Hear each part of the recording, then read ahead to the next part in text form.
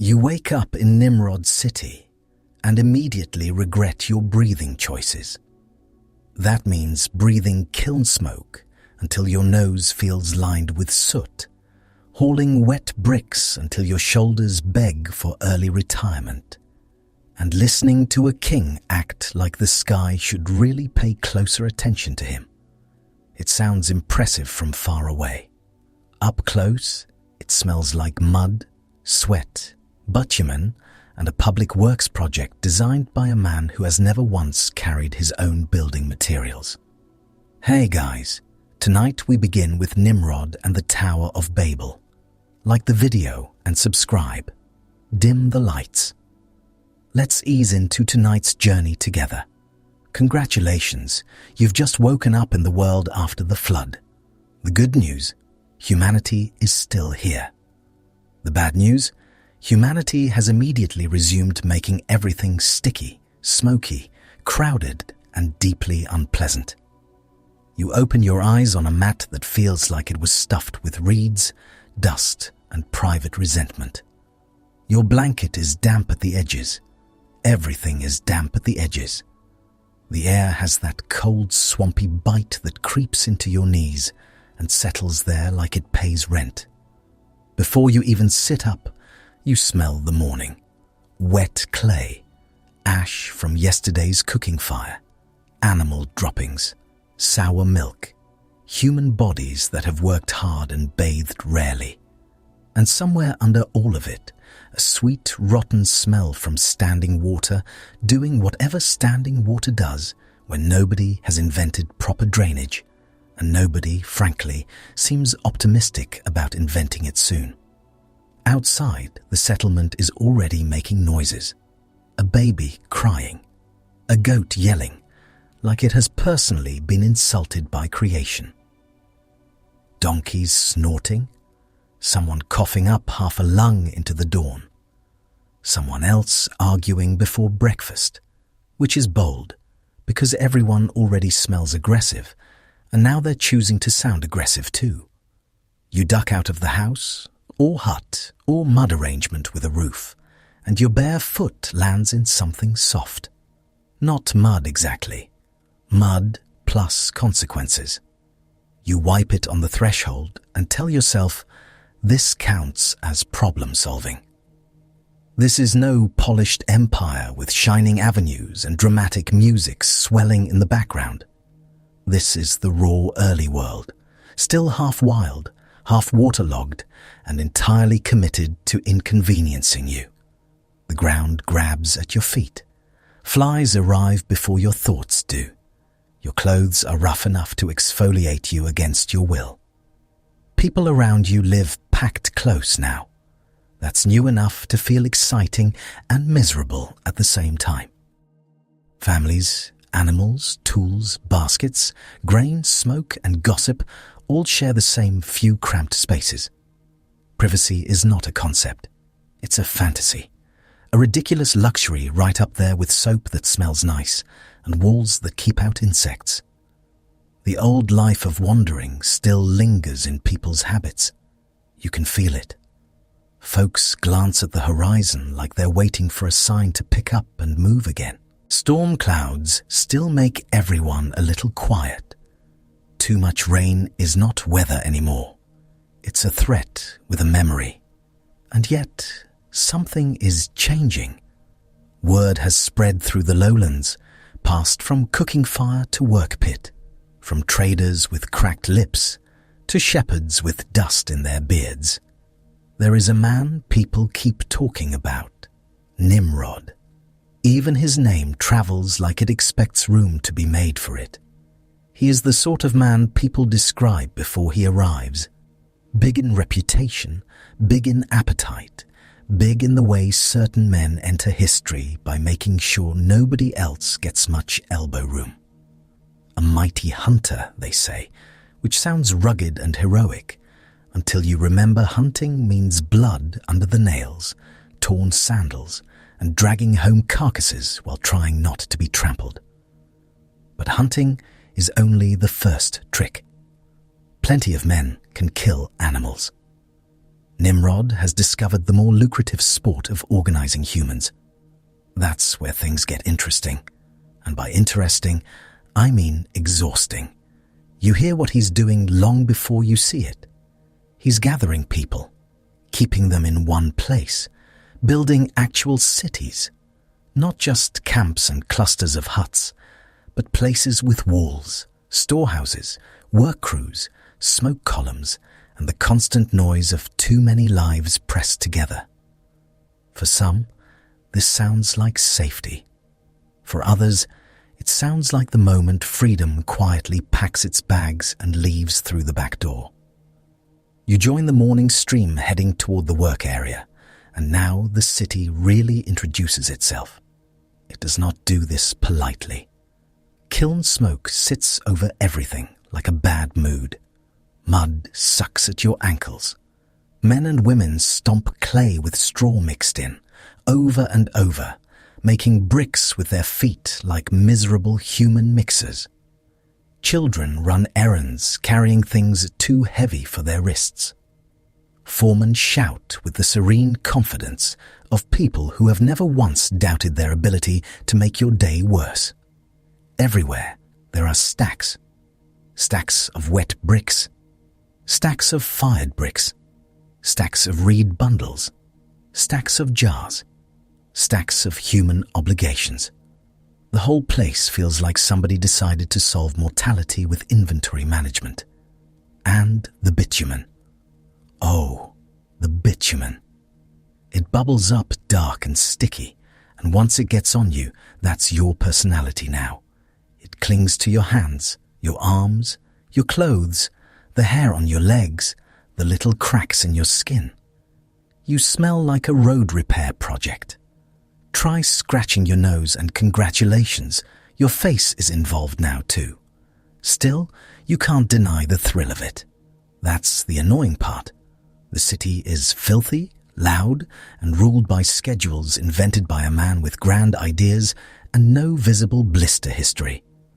But it's also alive in a way wandering camps are not. Things happen here. Goods arrive here. Rumors breed here like flies on melon rinds. People look up when a fresh line of bricks rises.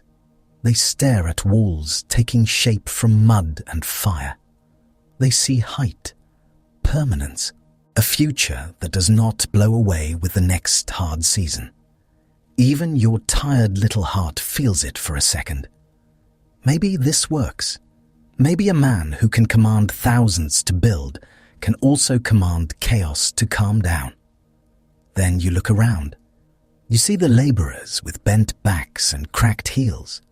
You see the soot worked into the lines of their faces.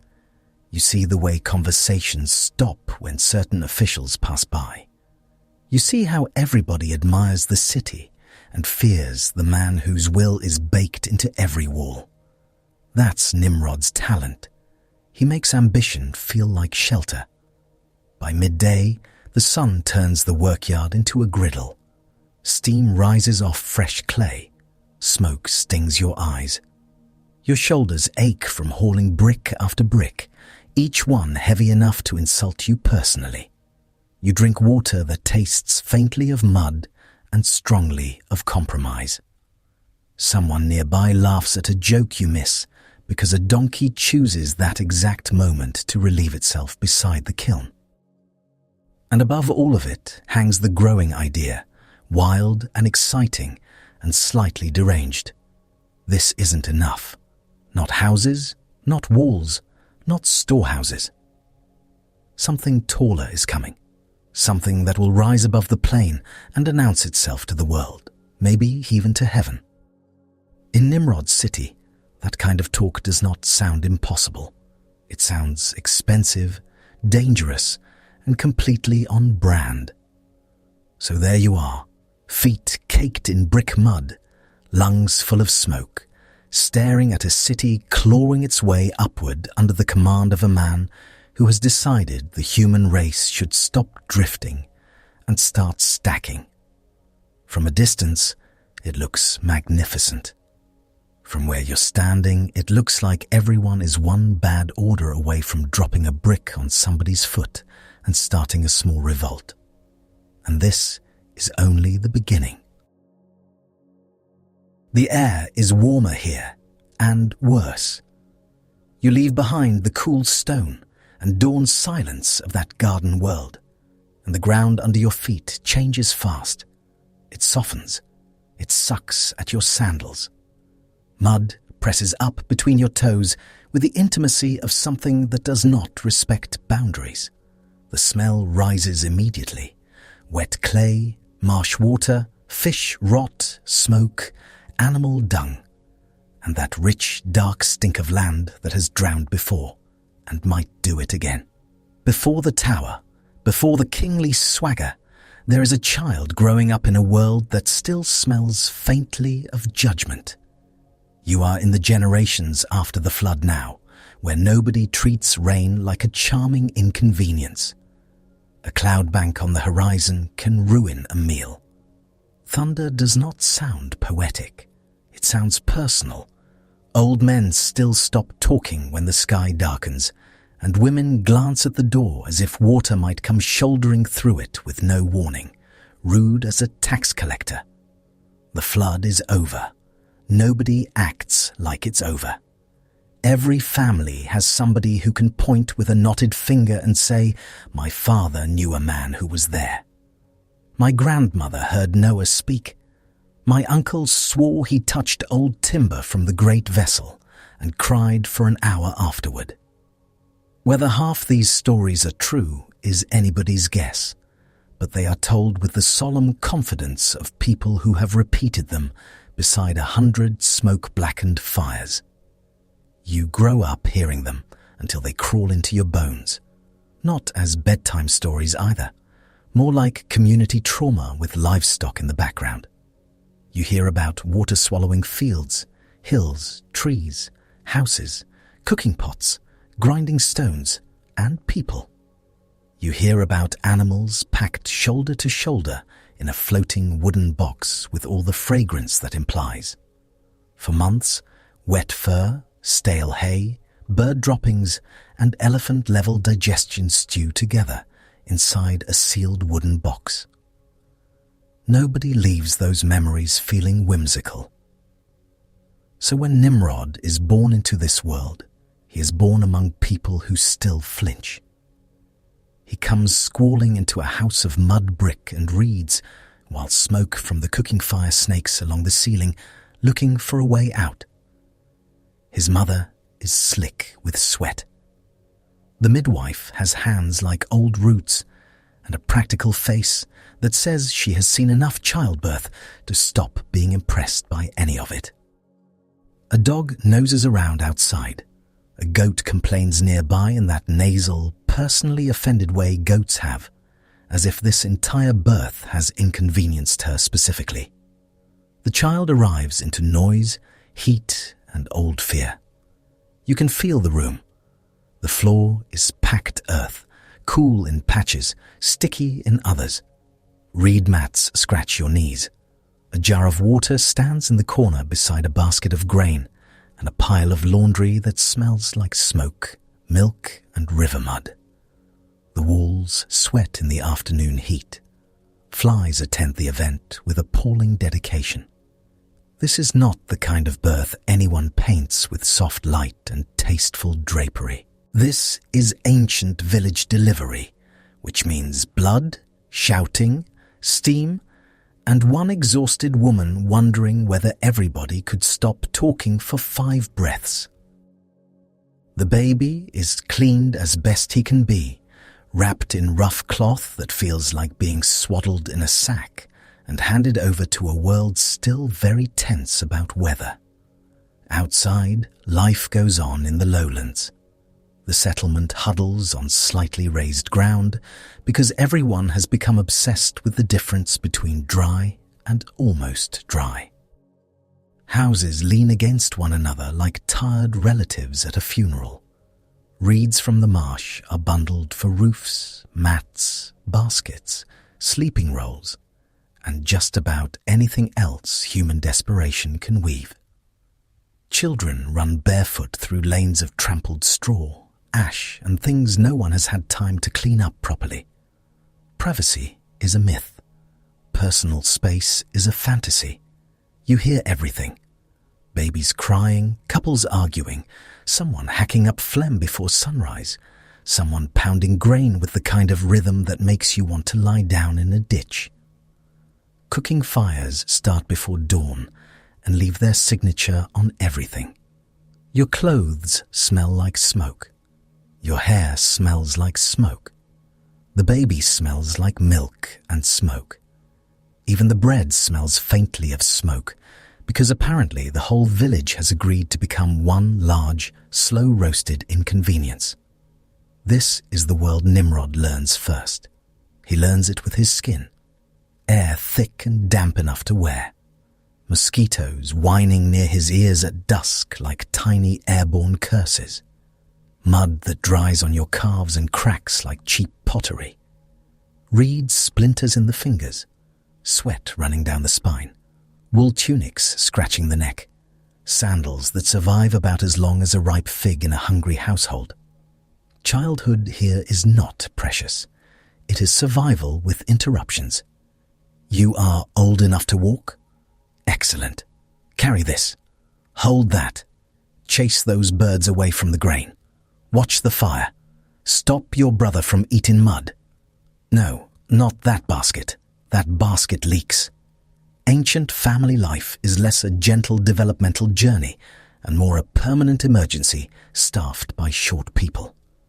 And over all of it hangs the memory of water. A hard rain starts, and everybody gets weird. You see it happen. The first drops are fat and warm, darkening the dust in spots. Then the wind shifts, and before the real storm even arrives, the whole settlement changes mood. Men hurry to tie animals. Women drag mats and tools inside.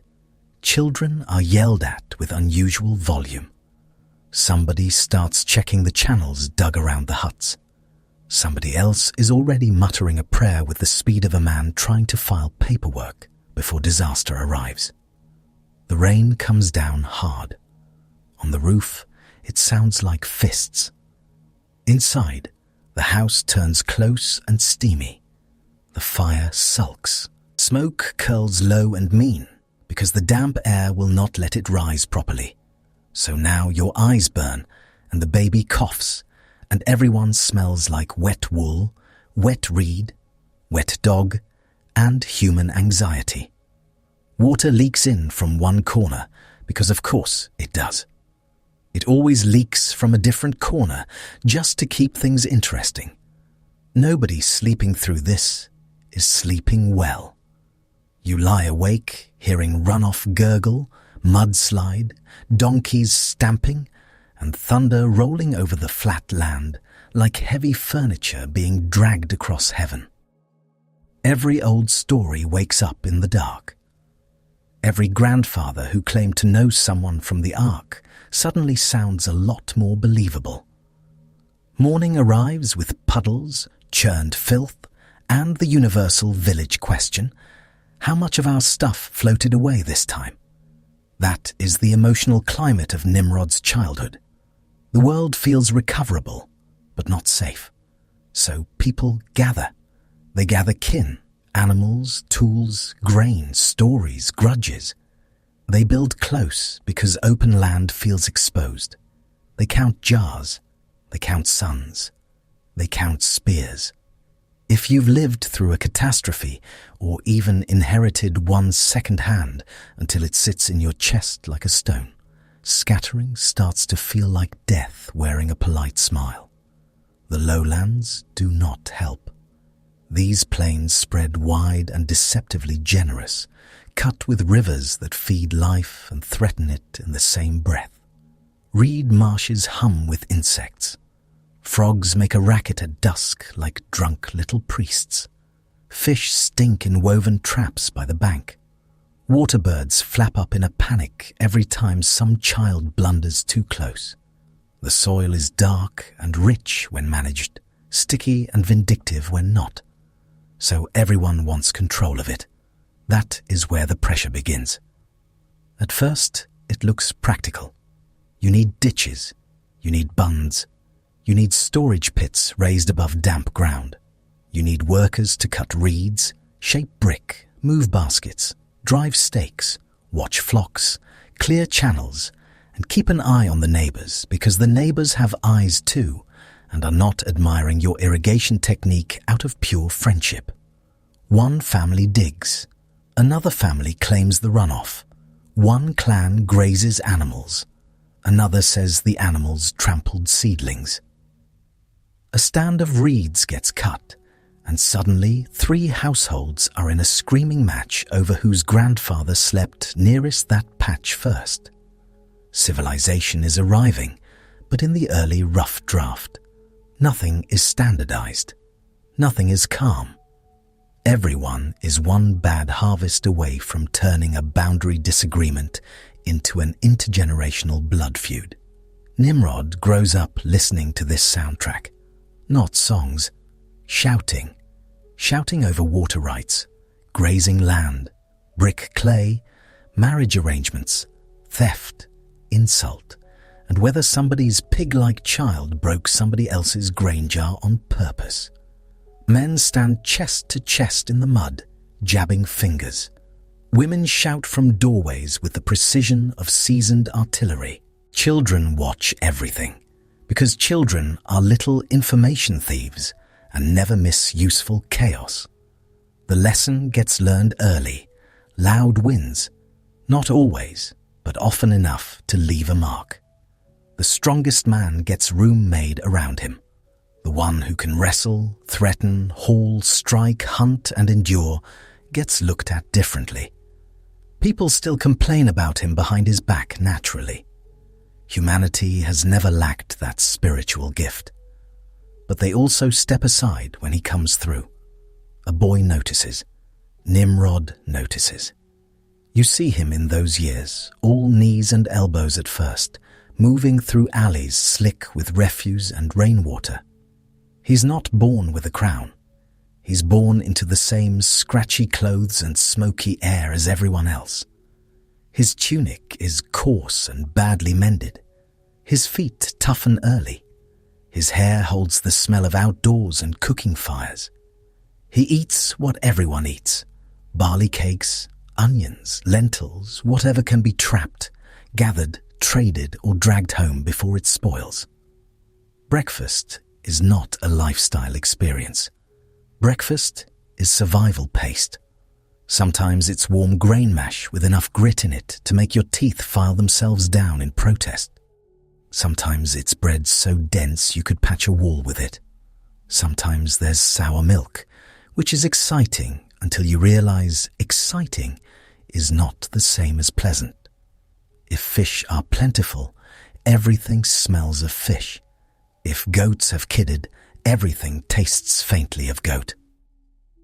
There are onions involved in more meals than anyone morally deserves. So you've survived breakfast. Barely. Now it's time to be useful. Boys are sent out in packs because no one trusts them alone, and everyone needs free labor. You gather reeds. You fetch water. You drive birds from the grain with shouting and thrown clods. You carry dung for fuel, which is exactly as glamorous as it sounds. The baskets rub your shoulders raw.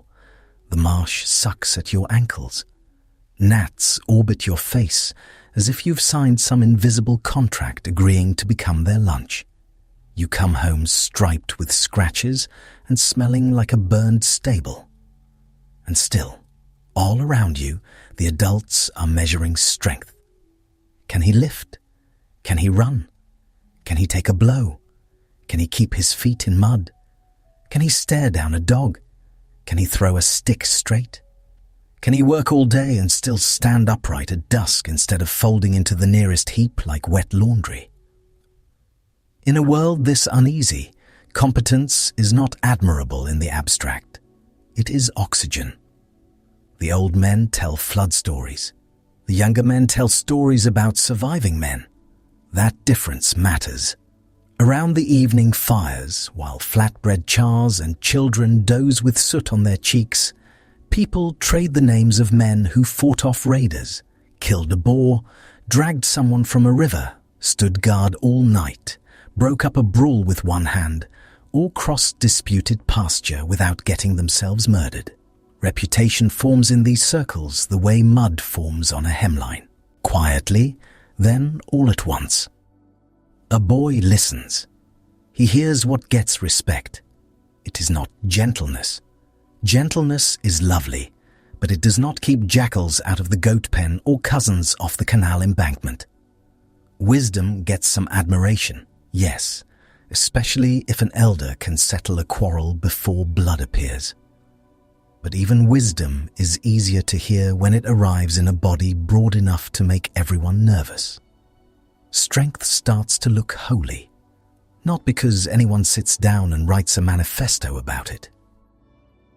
Because morning after morning, problem after problem, the strongest hands seem to decide what happens next.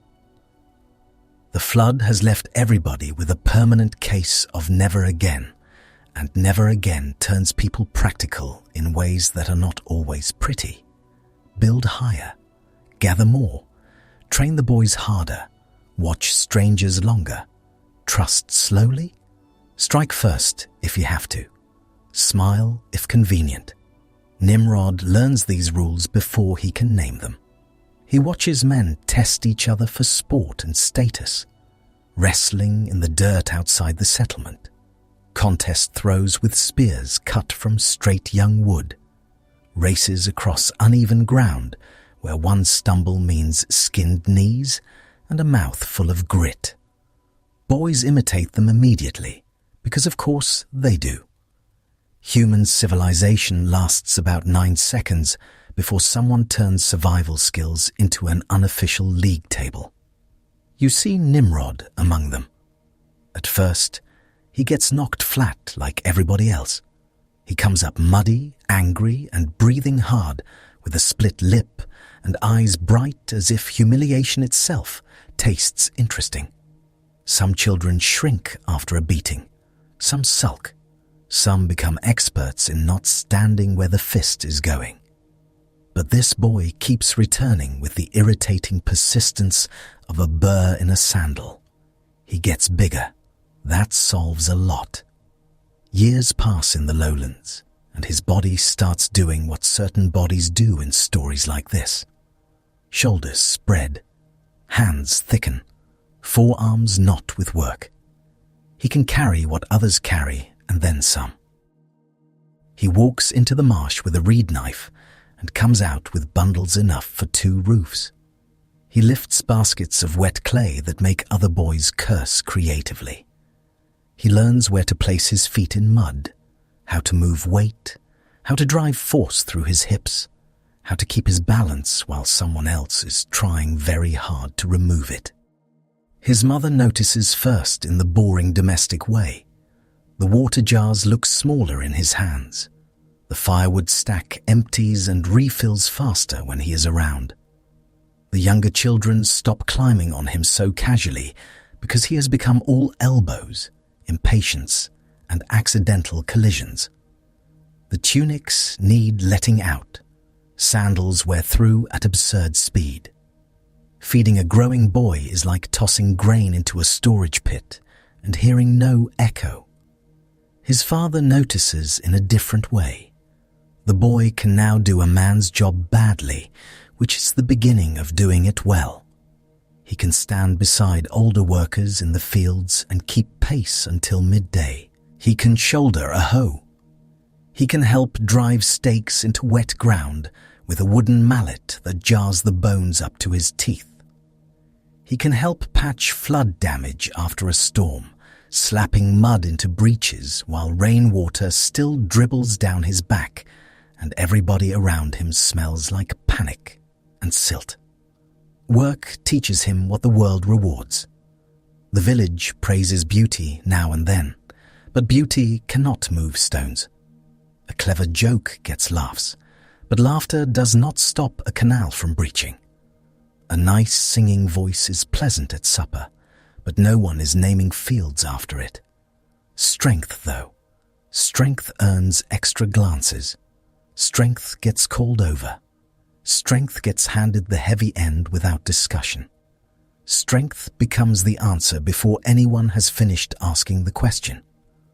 Once that lesson sinks in, it does not leave easily. And now we arrive at the part nobody romanticizes. Strength hurts. It is blistered palms split open by wet handles. It is shoulders burning under a load that keeps shifting, because whoever tied it did a lazy job. It is cramps in the thighs after standing in cold water half a day stamping clay for bricks. It is a back that starts complaining before a man is old enough to deserve it. Ancient labor is basically a long argument with your skeleton. Nimrod grows inside that argument. He sees men praised for endurance while limping home half-broken. He sees boys trying to become feared before they have become wise, which goes about as well as you'd expect. He sees injury treated with herbs, wrapping, prayer, and a level of optimism that would not survive 5 minutes in a modern emergency room. If your wrist still bends, excellent. If your ribs only hurt when breathing, apparently that's manageable. Walk it off, but biblically. The settlement hardens him. So does the neighborhood suspicion. Nobody in these lowlands has enough margin to be naive. Newcomers arrive, and people stare. A family from another stretch of river appears with donkeys, children, and that look of careful need. Their clothes are cut a little differently. Their speech tilts strangely at the edges. Their pots are not made like yours. Within an hour, everyone has formed opinions, none of them charitable. You feel the whole place tighten. Who are they connected to? Why did they move? Are they desperate? Are they dangerous? Are they lying? Did they bring disease, trouble, or just extra mouths? Human beings can make an atmosphere hostile using nothing but eyebrows and silence. The lowlands have perfected this art. A child watching all this learns another lesson. Belong somewhere strong or be prey. So kinship matters. Households cluster. Cousins matter. Brothers matter. Men stand together not because they have all attended a leadership seminar on team building, but because the alternative is getting stripped of your reeds, your grain, your wife, your goats, and perhaps your remaining enthusiasm for life. Loyalty forms under pressure. So does aggression. Nimrod comes of age where nobody can afford softness for long. You see him in adolescence now, no longer merely large for his age, but visibly becoming one of those young men who change a room by entering it. Not because he is noble yet, not because he is kind, simply because there is weight in him, force, a physical fact everyone has to account for, the way you account for a riverbank after heavy rain. He learns to enjoy that. Of course he does. People move differently around him. Other boys either challenge him or attach themselves to him. Girls glance and look away, then glance again. Older men test him with work, with contests, with those infuriating half-insults older men specialize in. You know the type. The ancient version of, let's see what you've got, delivered while pretending not to care. He answers in the only language this world respects consistently, performance. He lifts more, he runs longer, he strikes harder. Every success feeds the appetite. At first, the hunger is ordinary. A young man wants respect. Fine. Every generation produces those by the cartload. But lowland life adds fuel. The marshes, the storms, the unstable borders, the crowded houses, the flood memory sitting in every gathering, like an unwanted uncle who refuses to leave. All of it whispers the same ugly little sermon. Be stronger than the next man, or the next man will make plans for your stuff. Strength becomes more than useful. It becomes identity. Not just for Nimrod either, for the whole place. You can feel a culture leaning toward power because weakness feels one bad season away from burial. The elders still tell the old stories of judgment and survival, but among the younger generation, another story is growing, one made of muscle, daring, conquest, and the intoxicating thrill of making others feel secure because you are dangerous on their behalf. That feeling is potent. It smells like victory and sweat. It sounds like cheering around a fire when somebody drags in meat, trophies, or proof that a threat has been crushed. It tastes like blood in your mouth after a fight you won. It feels like standing taller because people behind you are saying your name with admiration instead of pity. Once a boy gets a taste for that, ordinary life starts feeling small and underseasoned. Nimrod is still young, but the ingredients are all there. A world that remembers disaster, a land that rewards control, a people tired of being afraid, a body built for force, a village culture where men become stories before they become old. You do not need a crown yet. You only need enough moments where others look at you and think, there goes the one who can do what we cannot. That is how it starts. Not with a tower, not with a throne, with a boy in muddy lowlands under a nervous sky, learning that fear can be answered with strength, and that strength, once admired long enough, begins asking to be obeyed. And somewhere beyond the reed beds and the smoky roofs and the cooking fires, crusted black with years of use, the wild places wait, full of teeth, danger, and opportunity. That is where eyes begin to turn next. That is where a young man can become more than useful. That is where a name starts spreading faster than floodwater once did. The sun is barely up, and already the marsh is arguing with your sandals. Mud sucks at your feet with wet little kisses you did not consent to. Reeds slap your legs. Gnats orbit your face like they have an appointment. The air has that thin dawn chill that makes your arms pebble. But the ground underneath is warm and rotten and alive with things that squirm. You crouch low because everyone else is crouching low. Nobody is speaking above a whisper. Spears are held tight in damp hands. A net drags through the rushes with the soft hiss of rope over waterlogged stems. Somewhere ahead, hidden by reeds thick as walls, something large moves and snorts, and every man around you suddenly remembers an urgent commitment elsewhere. This is hunting in the old world, not the polished wall-painting version where some handsome hero stands on a chariot, looking decorative while servants do the dangerous part. No. This is sweat in your eyes, mud up your calves, and the very practical concern that the beast might open your stomach like a grain sack. Your breakfast is sitting badly. Your heart is trying to escape through your throat. And then the stories begin. First about beasts, then about the man who discovers he enjoys being watched. You hear his name before you see him. Nimrod. It moves through the group in little mutters. Nimrod is coming. Nimrod tracked the lion alone. Nimrod brought down a bull with one cast. Nimrod walked into the marsh after dark, which is the kind of thing people say admiringly when they themselves would rather be dead than do it. By the time he appears through the reeds, half the men nearby have already arranged their faces into expressions of respect, envy, and mild spiritual distress. He is not glowing. He is not wrapped in mystery. He is just bigger than most men, quicker than seems reasonable, and very aware of the effect.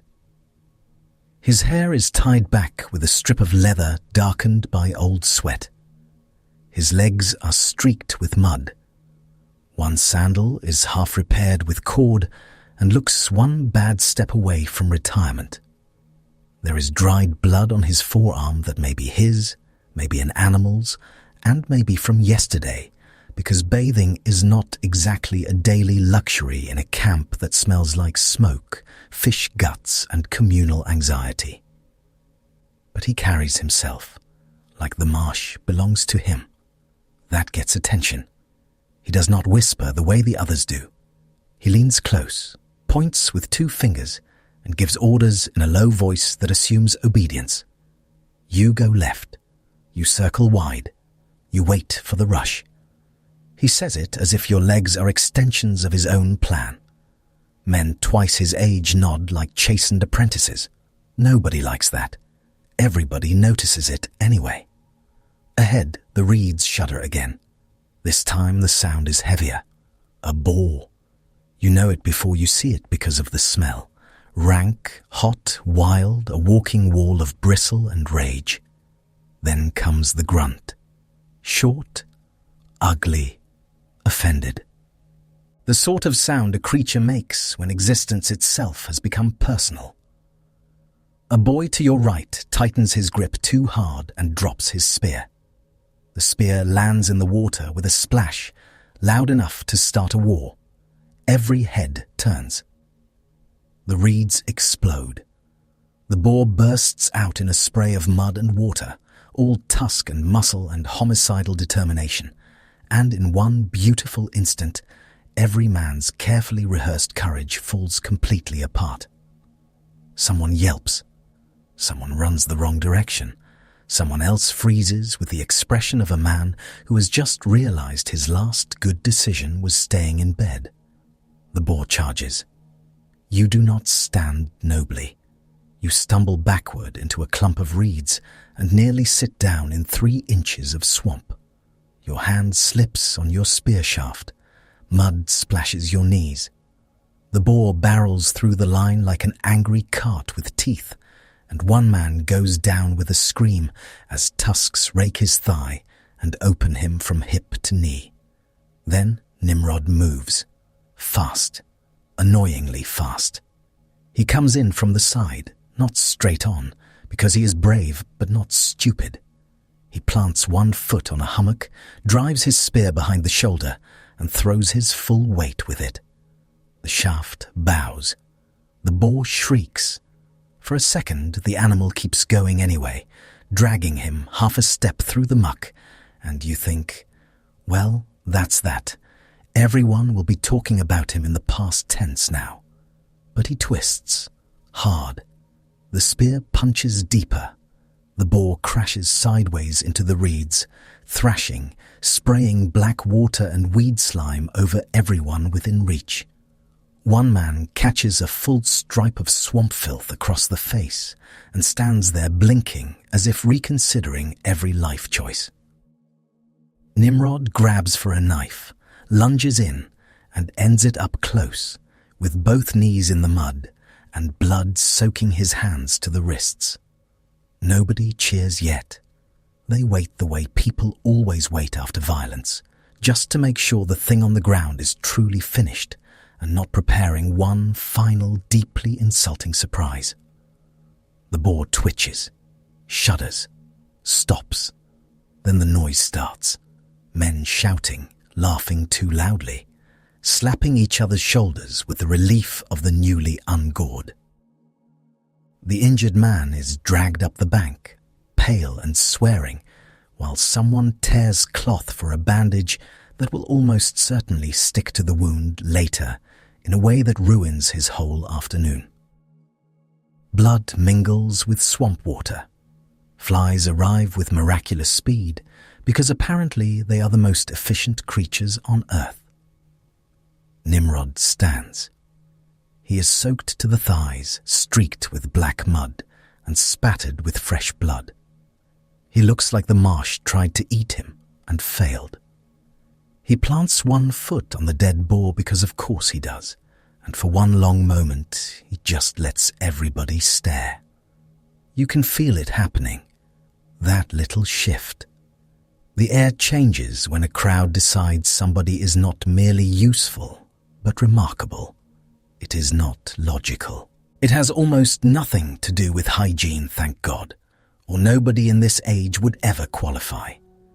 It is the thrill of seeing one person walk toward danger while everybody else is still composing a speech about why caution is wisdom. A man laughs and calls him mighty. Another says he hunts like he was born smelling blood. By the time the carcass is hoisted onto poles and the wounded man is limping home between friends, the story has already started growing decorative flourishes. The boar was larger, the charge was faster. Nimrod stood alone. Nimrod never flinched. Nimrod looked death in the face, and death apparently looked elsewhere. This is how reputations are made, not by quiet truth, by exhausted men around a fire, each trying to tell the tale in a way that lets some of the greatness splash onto them. That night, the camp reeks magnificently. Boar meat roasts over smoky fires that sting your eyes and perfume your clothes for days. Fat drips and hisses on coals. Dogs lurk at the edges with the hopeful shamelessness of creatures who have never once caught dinner themselves, yet remain convinced they deserve half of yours. The injured man is laid out nearby with his leg bound in bloody cloth, groaning every time somebody bumps the mat. Nobody is listening to him. They are listening to Nimrod. He sits near the fire where the light catches his face and makes him look carved out of shadow and sweat. Somebody passes him a cup. Somebody else asks him where he placed the spear. Another wants to know whether the beast turned before the thrust or after. He answers with just enough detail to feed them, and just enough silence to keep them leaning closer. That, too, is a skill. Killing an animal is one thing. Holding a room afterward is another. You notice how he tells it. Not like a man surprised to have survived. Like a man arranging memory into property. He gives the marsh shape. He gives the danger order. He turns panic into proof. By the end of the telling, the boar seems less like a random nightmare in the reeds, and more like something that existed in the world specifically, so Nimrod could step on it. People love that. A world this damp and hungry and unpredictable makes everyone ache for a person who looks larger than circumstance. Storms come when they want. Rivers misbehave. Fever takes babies without asking permission. Oxen stumble into ditches and do not come out. Roofs leak. Bread molds. Your cousin borrows a knife and returns it looking like it lost a duel. Life is a constant parade of irritation and menace. So when one man starts looking unstoppable, people lean in. The hunts get bigger after that. No more slipping out in small groups with practical goals and modest expectations. Now people want spectacle. They want stories to take home and reheat later for admiration. Boys trail after the parties carrying spare shafts and trying to stand in ways that suggest future greatness. Old men who cannot run anymore still come to watch the departure, muttering advice nobody asked for. Women look up from grinding grain when the hunters return, trying not to look interested and failing in at least one direction. Nimrod notices all of it. Oh, he notices. You see it in the extra pause before he enters camp, in the way he wipes blood from his blade slowly, where everyone can watch, in how he lets others speak his name first. He has discovered something intoxicating, not just the kill, the audience. Soon the beasts grow grander in the retelling, because grander beasts make grander men. Now it is not only boar in the marsh, it is lions in the scrub beyond the river, leopards in the hill shadows. wild bulls with horns like crescent moons and tempers like smashed pottery. Every hunt becomes a little test of nerve, and every return becomes a parade with worse sanitation. You go on one of the lion hunts because refusing would be noticed. This annoys you deeply. You leave before dawn while the sky is still the color of old ash. The ground is hard here, cracked instead of swampy, baked by previous days of heat, and cluttered with droppings from goats, gazelles, and things you very much hope are not lion. Your waterskin smells faintly of leather, and yesterday, the men around you smell of wool, oil, stale sweat, and determination stretched thin. Nimrod walks at the front. He crouches over tracks with a hunter's attention and a performer's timing. He touches the print, studies the disturbed dust, glances at broken grass, and somehow does all of this in a way that makes everybody behind him feel like extras in his private drama. When he rises, no one asks what he sees. They ask what they should do. That is new. Not long ago, he was a strong young man among other strong young men. Now people look to him before they look to the horizon. He points, and the line shifts. He lifts a hand, and conversation dies. A hunter learns the habits of animals first. Then, before anyone quite notices, he begins using the same calm patience on people. Track them, position them, drive them where you want. By midday, the heat has become rude. Dust cakes the inside of your nose. Your tunic clings to your back. Your mouth tastes like old copper and grit. Every stone seems placed by a personal enemy. A fly crawls across the corner of your eye and survives only because you are too tired to swat accurately. Then the dogs pick up the scent. They go mad all at once, barking and lunging against their leashes with the kind of confidence only possessed by animals who are about to make someone else's emergency their own. Men spread in a rough crescent. Spears lower.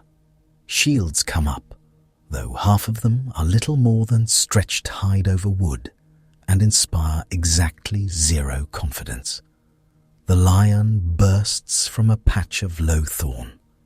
It is not majestic. It is lean, scarred, furious, and faster than your brain. Its smell hits you almost as hard as the sight. Hot fur, old meat, sun-baked hide, and the unmistakable odor of a creature at the top of every food chain having a terrible temperament.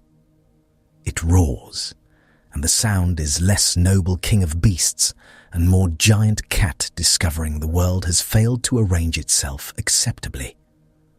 The first spear misses. Of course it does.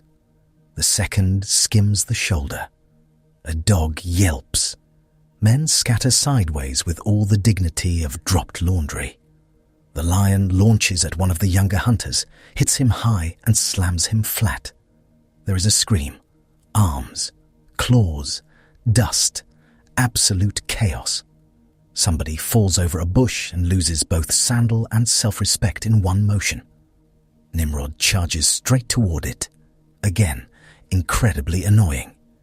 He does not shout some elegant command. He just moves with that same brutal certainty, closes the distance while everyone else is still deciding how much they value continued existence, and drives a heavy spear down behind the ribs as the lion mauls the man. The shaft jolts in his hands. The lion twists, roaring right in his face, and for a heartbeat, they are so close you can see strings of saliva hanging from its jaws. You smell blood, animal blood, human blood, the metallic heat of it, the dirt under your knees as you lunge in with others, now that the lion is occupied, and heroism looks less theoretical. A spear punches its flank. Another strikes the neck. The dogs shriek and snap. The younger hunter crawls free, his shoulder opened and his cheek hanging in a way cheeks should not. At last, the lion collapses. Everyone stands there panting around it, too stunned to celebrate immediately. Nimrod braces on his spear, chest heaving, face smeared with blood that is not entirely his own. Dust sticks to the sweat on his neck. One sleeve has been shredded. His forearm is raked in 4 bright lines that will scar nicely later, which, from a storytelling standpoint, is frankly excellent material. By evening, the scratches are already part of the legend. Women cleaning the wounded man hear that Nimrod wrestled the beast. Children hear he killed it with a knife. By the next day, somebody is claiming the lion rose taller than a man, and that Nimrod laughed.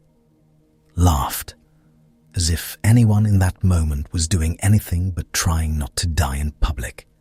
But that is the trick of fame in a village world. It takes fear, boils it down, strains out the mess, and serves only the flavor people enjoy. Nimrod begins to enjoy it very much. You can tell because he starts staging things. Nothing obvious at first, just little choices, waiting until the camp is gathered before walking in with a carcass, letting the skins be stretched where everyone can see them, hanging horns and teeth in places where the morning sun catches them. A hunter's trophies become room decoration, then warnings, then advertisements. He wears a lion claw around his neck. He drapes a spotted hide over a bench during meals. He keeps the heavy horns of a bull near the entrance of his dwelling, so visitors have to step around them and think, yes, this man kills what terrifies the rest of us. And people come. Not only boys eager to learn how to throw a spear. Grown men come. Men with boundary disputes. Men with missing goats. Men whose cousins are growing noisy and ambitious. They ask where predators den. They ask how to protect flocks. They ask which paths are safest. Then they begin asking other things with the same posture. Who should lead the next expedition? Who should settle the quarrel over water? Who should speak when neighboring families start acting clever? You watch the shift happen because it happens in plain sight. A man proves he can face wild things. Soon, everyone assumes he can face all things. Bring down a lion, and suddenly people trust you with grain stores, patrols, marriages, arguments, and the deeply miserable business of telling other adults what to do. It is management by spear point, still in its startup phase. Nimrod does not refuse. Why would he? The wild taught him how power feels in the body. The tightening before the rush, the silence before the throw, the hot flood afterward when danger is down and everyone is looking at you like you personally invented survival. Once a man has tasted that, ordinary life starts feeling thin. So he expands the arena. Now the hunts are part provision, part theatre, part training exercise for something larger. Men run in formation. Younger boys carry bundles and learn to obey hand signals. Fire is used to flush beasts from cover, and everyone sees how useful a ring of coordinated men can be. Not just against animals, against anything. One afternoon you stand above a dry ravine while a wild bull is driven upward by shouts and smoke. It comes bellowing through the gap with eyes rolling white and foam flecking its mouth. Its shoulders are huge. Its hide is scored from old fights. It smells like dung, hot hide, and dangerous opinions. Men on either side jab long poles to keep it moving where Nimrod wants it. And in that moment, the whole thing looks less like a hunt and more like a lesson. Push from the edges, channel the force, close the exits. The bull crashes exactly where Nimrod's spear takes it in the throat. Others follow. The animal drops in a convulsion of muscle and dust, so violent that pebbles skitter down the ravine walls. Men shout in triumph. Smoke drifts. The bull dies hard, kicking blood into the dirt while everybody crowds close, half exhilarated, half sick. Nimrod stands over it and turns to the men. He is smiling, not wildly, not boyishly, just with the contained satisfaction of someone who arranged a result and watched it happen on schedule. The beast is dead. The line held. The younger men obeyed. The older ones followed his plan. You can almost see the next thought settle behind his eyes. If men can be placed like hunters, they can be used like hunters. After that, his camp changes. There are always visitors now. Always someone waiting outside. Always meat drying on racks, skins curing, dogs tied in the shade, spearheads being sharpened, and boys trying to imitate his walk with the touching seriousness of people who have not yet realized charisma cannot be copied by standing wider. The place smells extraordinary. Smoke, blood, urine, tallow, damp hides, onions, dog fur, and the sweet-sour perfume of meat hung just this side of spoiling. People call it strength. People call it blessing. People call it greatness with the eager relief of those who want a name larger than themselves to huddle under. And Nimrod keeps feeding that hunger. He settles who joins which hunt. He decides who gets portions from the dangerous kills. He praises one man publicly and ignores another until the second nearly twists himself into knots trying to regain favor. He learns that fear and admiration are cousins who borrow each other's clothes. At feasts, when meat is passed around and cups go from hand to hand, all eyes still slide back to him. He does not need to speak much anymore. A shrug from him can embarrass a man. A nod can lift him. A laugh can make everyone else laugh, even when the joke is weak and mostly about somebody falling in dung, which in fairness is always at least somewhat funny. The hunters around him begin looking less like companions and more like orbiting bodies. Even the children play at being him.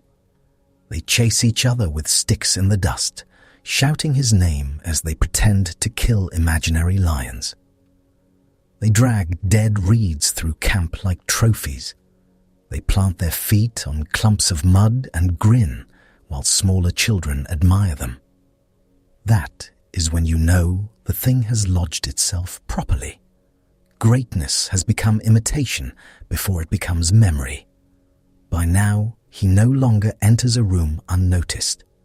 You hear him arriving before you see him because conversation changes shape. It tightens. Men sit straighter. Somebody clears space. A story being told by another suddenly loses momentum like a cartwheel in sludge. Nimrod steps through the doorway carrying dust, sweat, and whatever animal he has most recently made a public enemy, and all attention goes to him as naturally as smoke goes upward. He enjoys that almost more than the kill. That is the part worth watching.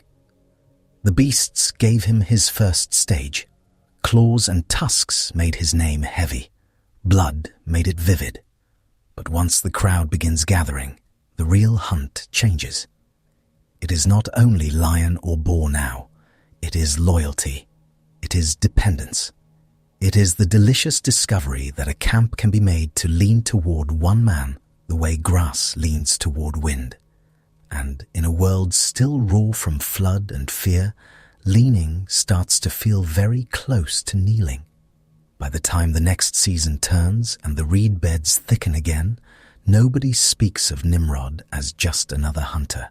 He is the man people point to, the one boys trail behind, the one fathers mention when sons disappoint them, the one mothers half admire and half distrust, because men who like being watched rarely stop at modest ambitions. You can see it on the edge of every gathering now, that collective hunger for somebody large enough to make the world feel less chaotic. Nimrod has learned to satisfy it, at a price nobody has calculated yet. For the moment, though, the carcasses keep coming in, the fires keep burning, the stories keep swelling. And somewhere between the blood in the reeds and the cheers around the fire, a hunter begins to understand that animals are only the first thing a strong man can make run where he wants. Soon, the hunt is no longer enough. A man who can master beasts begins wondering what else can be penned, counted, and commanded. The sun is higher now, and your feet are in mud again. Not the nice sort either. This is city mud, thick, warm, and suspicious. It squeezes up between your toes with the confidence of something that knows it has won. One step lands in clay, the next in donkey droppings, and the third in a shallow ribbon of grey water flowing past a ditch that absolutely should not be this close to where people cook. Welcome to Babel. At first glance, it almost looks impressive. That is how these places get you. You come over a rise or across a flat stretch of lowland, and there it is, all smoke and movement and noise, larger than any camp, larger than any cluster of huts, larger than anything people who still think in terms of tents and herds are prepared for. It rises out of the plain like ambition itself has learned to stack mud. Then the smell hits. Wet clay, hot brick, bitumen, human sweat, stale grain, dung, fish guts, and open drains bubbling away with a kind of evil cheerfulness. You try breathing through your mouth. Bold choice. Now you can taste it. The road into the city is already jammed. Donkeys loaded with reed bundles, ox carts groaning under stone, men carrying baskets of clay on bent backs, women balancing jars on their heads, while children cling to their legs like exhausted little barnacles. Somebody is shouting because a wheel has sunk into a rut. Somebody else is shouting because the shouting isn't helping. A goat, for reasons known only to itself, has chosen this exact moment to stand sideways in the middle of everything. No one is thriving, but everyone is here. That is the part you feel before you even understand it. The pull, the magnetism. Camp life always threatens to blow apart. One bad season, one feud, one raid, one flood, and your whole world is 6 broken poles and a pile of regrets. A city offers something else. Walls, storehouses, a place where grain can be stacked high, where watchmen can stand above the plain, where power has an address. It also offers blisters, taxes, and a permanent relationship with mud. You pass through the outer edge first, which is less a clean boundary than a long, spreading belt of work. Brickyards, reed heaps, clay pits, kilns coughing smoke into the sky, men ankle-deep in straw and wet earth, stomping the mixture with the hollow-eyed focus of people who have forgotten what a day off even is. Their legs are caked up to the knee. Their hands look like baked roots. Someone slaps wet clay into a wooden mould and tosses it aside with the speed of a man who has done this 10,000 times and hated every single one. Rows of fresh bricks lie drying in the sun, hundreds upon hundreds of them, flat and reddish and endless. They stretch across the ground like giant loaves nobody in their right mind would try to eat. Children dart between them until a foreman spots them and roars so hard you'd think they were running through a royal treasure room instead of a field of dirt rectangles. This is the new miracle. People making stone because the land won't give them enough real stone. And they are so pleased with themselves. The kilns are worse. Heat slams into you from their mouths in thick waves, carrying sparks, smoke, and that baked mineral smell of earth being turned into something harder than it wanted to be. Men feed in fuel with singed forearms. Others haul out fired bricks with wooden tongs, blinking through soot. Everybody is sweating. The sweat leaves pale lines through the dust on their skin. By midday, they look like angry pastries. Past the kilns sit the bitumen pits, black and glistening. These are little ponds of natural tar, bubbling in the heat like the world's most cursed soup. Workers scoop the stuff into skins and jars, then warm it, smear it, slap it between courses of brick. It clings to fingers, beards, tunics, tools, and soles. You get one drop on your ankle and spend the next hour trying to scrape it off with a potsherd while muttering words not suitable for polite sacrifice. The whole place smells like a torch had a nervous breakdown. And still the city grows. Scaffolds rise everywhere, lashed together from poles and rope, creaking under the weight of men climbing with baskets on their shoulders. Dust hangs over the streets in a permanent haze. Hammers knock, sledges scrape, foremen bellow numbers. Scribes squat in bits of shade with damp clay tablets balanced on their knees, scratching marks into them while trying not to get trampled by passing donkeys. Nothing is quiet, ever. A camp sleeps. A city mutters all night. You find that out fast enough. Even after sunset, when the heat finally loosens its grip and the sky turns bruised purple over the plain, Babel keeps grinding along. Fires glow red in kiln mouths. Guards pace. Cart axles squeal. Somewhere a baby wails with the stamina of a trumpet being murdered. Somewhere nearby, a couple is having the kind of argument usually reserved for people trapped together in a very small boat. Privacy is gone. Personal space is an urban myth. Nimrod's name is attached to all of it. You hear it in the shouted orders, in the muttered complaints, in the proud little speeches men give when visitors arrive and look around with raised brows. This city belongs to his rising kingdom. Babel first, then other settlements tied to his rule like knots in a net cast over the plain.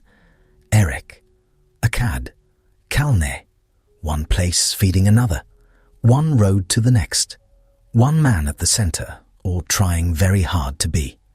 You can feel him without seeing him. That is what power starts to do in a city. Out in the wild, a strong man proves himself with his own body. He runs, throws, hunts, kills, drags home meat, comes back bleeding and admired. In a city, his reach gets longer. It becomes walls, quotas, guards, grain bins, schedules, and men with sticks telling other men where to stand. It becomes a thing you can trip over before breakfast. The mornings begin in darkness. Before the sun rises, the work gangs are already forming. You hear sandals slapping packed earth, hear coughing, hear the wet spit of men clearing their throats and trying to wake up enough to endure another day of carrying the future, one basket at a time. Fires are coaxed alive. Flat bread bakes on hot surfaces. Someone pours thin beer into a cup because the water tastes like ditch and fever. Breakfast is barley mash, onions if you are lucky, and disappointment. Then the foremen start. They move through the labor lines with staffs in hand, counting heads, barking names, shoving latecomers into place. One group to the clay pits, one to the kilns, one to haul reed bundles, one to clear drainage ditches, one to lift bricks onto sledges and drag them over rollers to whatever section of wall or storehouse is currently devouring lives. Every person has become part of a chart in someone else's mind. Very efficient, deeply irritating. The city itself is a maze of half-finished intentions. Streets begin wide, then pinch down without warning between mud brick walls. Open drains run along the sides, carrying runoff, slop, urine, blood from slaughtered animals, and whatever else households fling out when they don't want it around anymore. Boards or stepping stones cross them in places, though not always where you need them. Miss one in the dark, and your day gets worse instantly. The flies are thrilled. Market space emerges near the center, because where people gather, somebody will sell them things. Baskets of dates, fish laid out on reed mats with their eyes already giving up, jugs of oil, bundles of garlic, woven cloth, copper tools, cheap charms, better charms, clay lamps, goat cheese sweating in the heat, bowls, knives, sandals whose straps will absolutely snap at the worst possible moment. The shouting here could strip paint if paint existed. Merchants call you over. Buyers argue. Children snake through legs. Donkeys object to everything. A woman elbows past carrying leeks and looking ready to kill for aisle space. Somewhere behind you, a pot breaks, followed by the universal ancient sound of someone discovering he now has a problem he cannot afford. And above it all, the buildings keep climbing.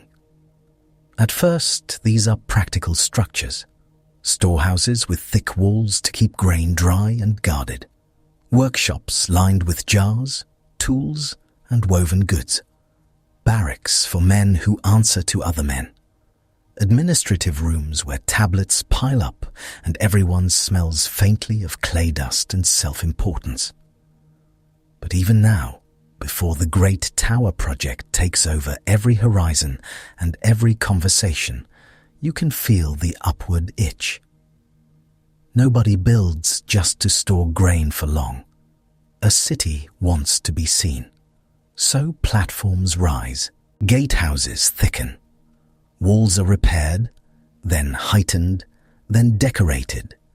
Because once you have secured your boundary, you immediately start thinking about how to make it look expensive. People climb ladders all day, carrying bricks to men above them, who stack and smear and smooth while swearing at the sun. The skyline becomes a forest of poles, ramps, and suspended baskets. From a distance, it looks glorious. From up close, it looks like workplace negligence. You spend enough time here, and you start seeing the hierarchy settle like silt in water. Closest to the center, houses get larger. Courtyards appear. Doors become sturdier. Storage jars multiply. Roofs are better maintained. A man of rank can sleep behind a wall under a proper covering, with enough grain stacked nearby to survive a lean season, and enough servants nearby to resent him for it. On the edges, people sleep packed together in rooms that smell like smoke, feet, damp straw, and old stew. You can tell a lot from a city's roofs. Some are flat and useful, where families dry grain, mend nets, and sleep when the nights are too hot below. Others sag visibly, patched with reeds and mud that leak whenever the weather remembers how rude it can be. In the crowded quarters, roofs nearly touch over the narrow lanes. You could trade insults with your neighbor without leaving bed. Many people do. Then there are the compounds that belong to authority. Guard posts by the gates, storehouses under seal, yards where tribute arrives and is counted.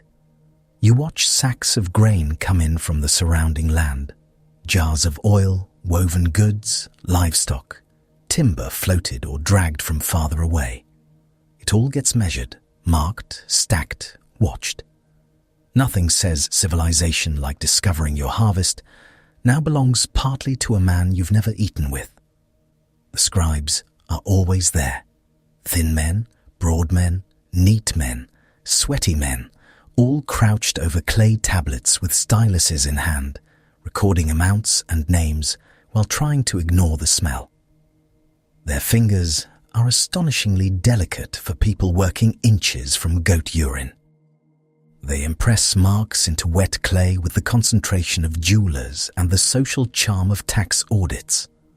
One tablet for incoming grain, one for laborers assigned, one for rations distributed, one for bricks delivered and missing, always missing bricks. Some poor soul is forever explaining the missing bricks. The guards, meanwhile, are enjoying themselves too much.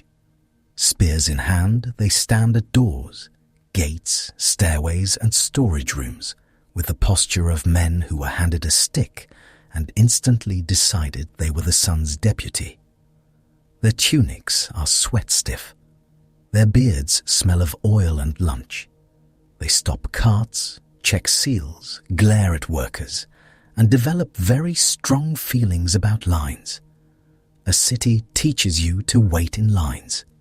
At the well, at the kiln, at the ration shed, at the grain store, at the gate, at the workshop, at the place where someone with a tablet decides whether your household gets enough today to stop your children from gnawing furniture. Out on the plain, life is uncertainty. In the city, uncertainty gets organized and issued by officials. Somehow this is considered progress. And yet, against all good judgment, it is thrilling. Stand on a half-finished wall at dusk and look over Babel. Smoke lifts in blue-grey ribbons. Fires wink on one by one. Voices rise and merge into a long, restless hum. Beyond the walls, the plain goes dark and wide, full of marshland, wild beasts, sudden weather, raiders, and all the old threats people know too well. Inside the walls there is noise, crowding, filth, and command. But there is also light, food stacked in jars, men on watch, neighbors close enough to hear. A sense, however fragile, that you are part of something too large to be easily erased. It feels almost like safety. That feeling is expensive. To keep the city fed, the land around it must work harder than ever. Fields are marked. Irrigation ditches are dug and cleared, then dug again because mud has opinions. Water must be persuaded where to go, and it resents the arrangement. Men with hoes stand shin-deep in channels scraping silt, while mosquitoes dine freely on every available ankle. Reeds are cut, embankments patched, sluices argued over. One village gets too much water, another not enough, and suddenly everybody is holding tools in a manner that suggests peace talks are over. The city eats first. You see caravans arrive with supplies and leave lighter. You see farmers unloading grain with the expression of people trying very hard not to calculate how much of their own winter just rolled away. You see drovers herding sheep through gates, while children count them, and guards count them, and some scribe counts them again, because apparently no animal can simply be a sheep anymore. It must be an entry. Once things can be counted, they can be claimed. Nimrod understands this in his bones. That is why Babel matters more than a camp of champions or a line of hunting trophies. Trophies rot. Stories fade unless someone keeps retelling them. But a city can hold your will after you've walked away. A road still runs where you ordered it. A wall still rises where you demanded it. A storehouse still locks. A guard still asks questions in your name. You don't have to stand everywhere once your commands have learned to live in buildings. It is the ancient version of remote management, only with more mud. You hear stories about his visits. Sometimes he rides in with men around him and the whole place stiffens. Workers straighten. Foremen suddenly discover their loudest voices. Scribes clutch tablets like sacred relics. People line the routes, not because they are relaxed and festive, but because nobody wants to be the one still squatting by a drain when the ruler passes. He moves through the city like a man inspecting his own reflection. And the city reflects him back in scale. Broad streets where he can ride, gates high enough to announce dominion, walls thick enough to suggest permanence, storehouses fat with grain, labor gangs moving in rhythm. Men who once would have followed a hunter now follow schedules. The wild has not vanished, but it is being fenced, cut, measured, burned into brick, and stacked. The beasts are no longer the only things being driven. Of course, not everyone comes willingly. Some are debtors working off what they owe. Some are captives from lesser settlements folded into the machinery of building. Some are clans who realize too late that settling near Babel means Babel now has opinions about your sons, your harvest, and your available labor. A summons comes. A levy is declared. Men are needed for wall work, ditch clearing, hauling, guarding, digging. You show up, or a guard explains the matter with the broad end of a stick. Civilization has paperwork and beatings. Very balanced system. The labor camps near the big projects are a misery all their own. Mats laid in rows, cooking fires that never quite burn clean. Pots of lentils bubbling while ash settles in them, because apparently flavor now includes kiln soot. Feet wrapped in rag strips, shoulders rubbed raw by carrying poles. The air after dark is rank with unwashed bodies, damp wool, old injuries, and the medicinal smell of whatever someone smeared on a blister in the sincere but doomed hope it would help. Every morning the camp empties and shuffles toward the works, like a parade nobody volunteered for. Still, people talk big. They have to. When your whole back is on speaking terms with agony, you need a reason. So men say this city will stand forever. They say no flood will sweep away a place built this strong. They say scattered families become a people only when they settle under one rule. They say your children will eat from these storehouses and sleep behind these walls and thank you later, which is a lovely thought from people who will not be around for the thanking. Human beings can romanticize almost anything if enough bricks are involved. Women carry the city too, though nobody with a staff likes to say it plainly. They grind grain until their wrists ache, bake bread in heat already heavy from the day, haul water, mend clothes, tend children who are always one mouthful away from either hunger or diarrhea, sell in the market, brew beer, sweep courtyards, patch roofs, nurse the sick, pick lice, comfort the injured, keep households functioning while the men go off to make speeches about greatness and return needing help removing tar from places tar should never be. Empires are built on women's labor and men's announcements. Same as ever. Children adapt fastest. Of course they do. Give them 3 alleys, a pile of broken pottery, and 1 limping dog, and suddenly they have a civilization of their own. They race through lanes barefoot, climb half-finished walls until someone screams at them, steal dates from inattentive vendors, and grow up knowing the names of tools before they know the names of stars. A child born here will not remember wandering. To him, the city is simply the shape of the world. That might be the strangest part. The old life starts to feel temporary, even to those who once thought it was eternal. Tents look flimsy now. Open ground feels exposed. Silence at night becomes unnerving instead of peaceful. You spend enough time boxed by walls and watched by guards, and the plain starts seeming too large, too loose, too uncertain. Freedom gets rebranded as danger. Confinement puts on a nice belt, and calls itself order. The city owns you gradually. First, it gives you work. Then it gives you rations. Then your children know its lanes better than open country. Then your labor is recorded, your debts measured, your household folded into a system of gates, stores, schedules, and commands. Leave if you like. But where will you go? Back to wandering with hungry goats and weather as your landlord? Back to sleeping under hides while every distant howl sounds personal? Babel knows exactly how attractive your fears are. By now, the central district is beginning to take shape with a kind of grim confidence. Raised platforms, administrative halls, sacred spaces where offerings are brought, smoke rises, and men in special garments act as if heaven has become interested in municipal planning.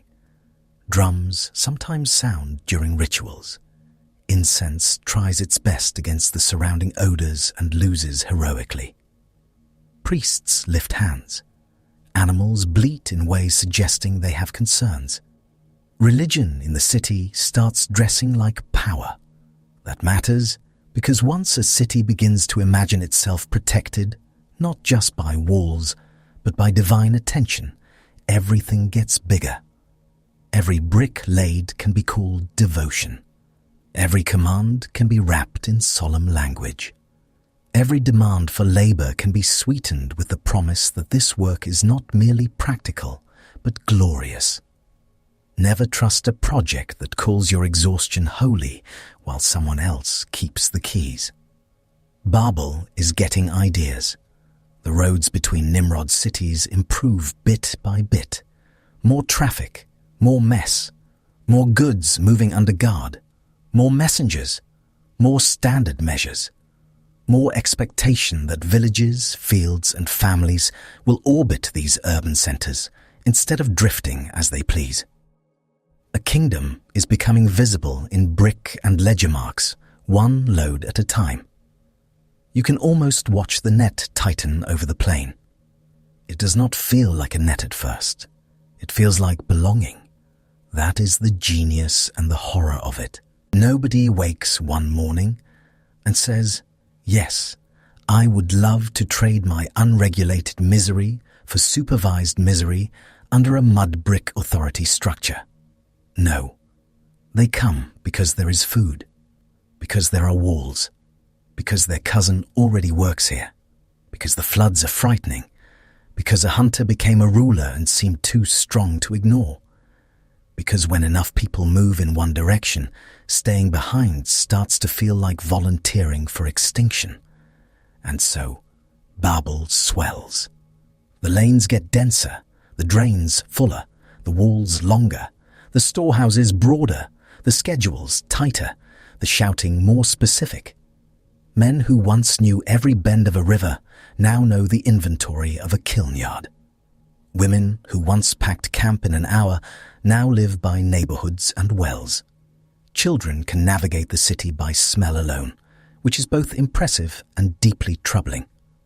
The skyline changes month by month. More scaffolds, more platforms, more ambition.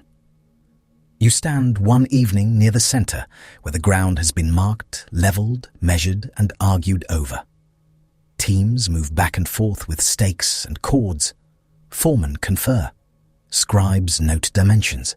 Laborers haul loads toward a site larger than any ordinary storehouse requires. The air is thick with dust and expectation. Even the guards seem a little straighter, as if they know they are standing near the next thing. People glance upward when they talk about it. Not everyone says much yet. But you hear scraps. A great structure, a summit, a monument, a center that will keep everyone together. Something so massive no wandering clan could ever pretend not to see it. Something with enough height and meaning and baked mud to make a name endure. Because once a city exists, mere walls are not enough. Soon somebody decides the skyline itself should kneel to human ambition. And Babel, already smoky and crowded and half in love with its own reflection, is ready to agree. The kilns burn hotter. Brick molds multiply. Bitumen is hauled in by the skinful. Lines of workers lengthen before dawn, carrying baskets, poles, tools, and the vague dread of men who know management has had a new idea. Above them, the unfinished city smoulders under the fading light, magnificent in the way a giant oven can look magnificent if you haven't yet been shoved inside it. And somewhere beyond the walls, the plain waits in darkness while Babel keeps building, stacking one human burden atop another, convinced that height will save it, convinced that gathering will protect it, convinced that if enough hands obey one will, even heaven may be forced to notice. The night wind moves through the scaffolds. The drains still run. The guards still pace. And in the heart of the city of smoke and mud, the ground is being prepared for something taller. "You're late," somebody mutters, though the sun has barely cleared the haze. You turn and see him standing with a tally board tucked under one arm, clay dust in his beard, temper already fully cooked. Around him, men are shuffling into lines with the flat-eyed obedience of people who have not slept enough in years. A donkey is screaming beside a cartwheel sunk in mud. The whole yard smells like hot brick, wet clay, old sweat, and bitumen so sharp it feels like it's trying to strip the inside of your nose. Then one morning, the orders change. You are no longer building a city. You are helping a king pick a fight with the sky. Nobody says it exactly like that at first, of course. That would sound unhinged, even here. Instead, the foremen start repeating the polished version, the one passed down from higher mouths with cleaner sandals. We will build upward, we will stay together, we will make a name for ourselves, we will not be scattered. And every time they say, "we," somehow your shoulders end up carrying more bricks.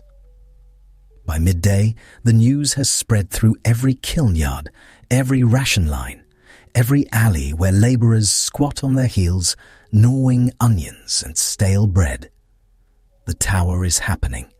Not a wall, not a granary, not one more warehouse for somebody else's grain while your own children lick cracked lips at home.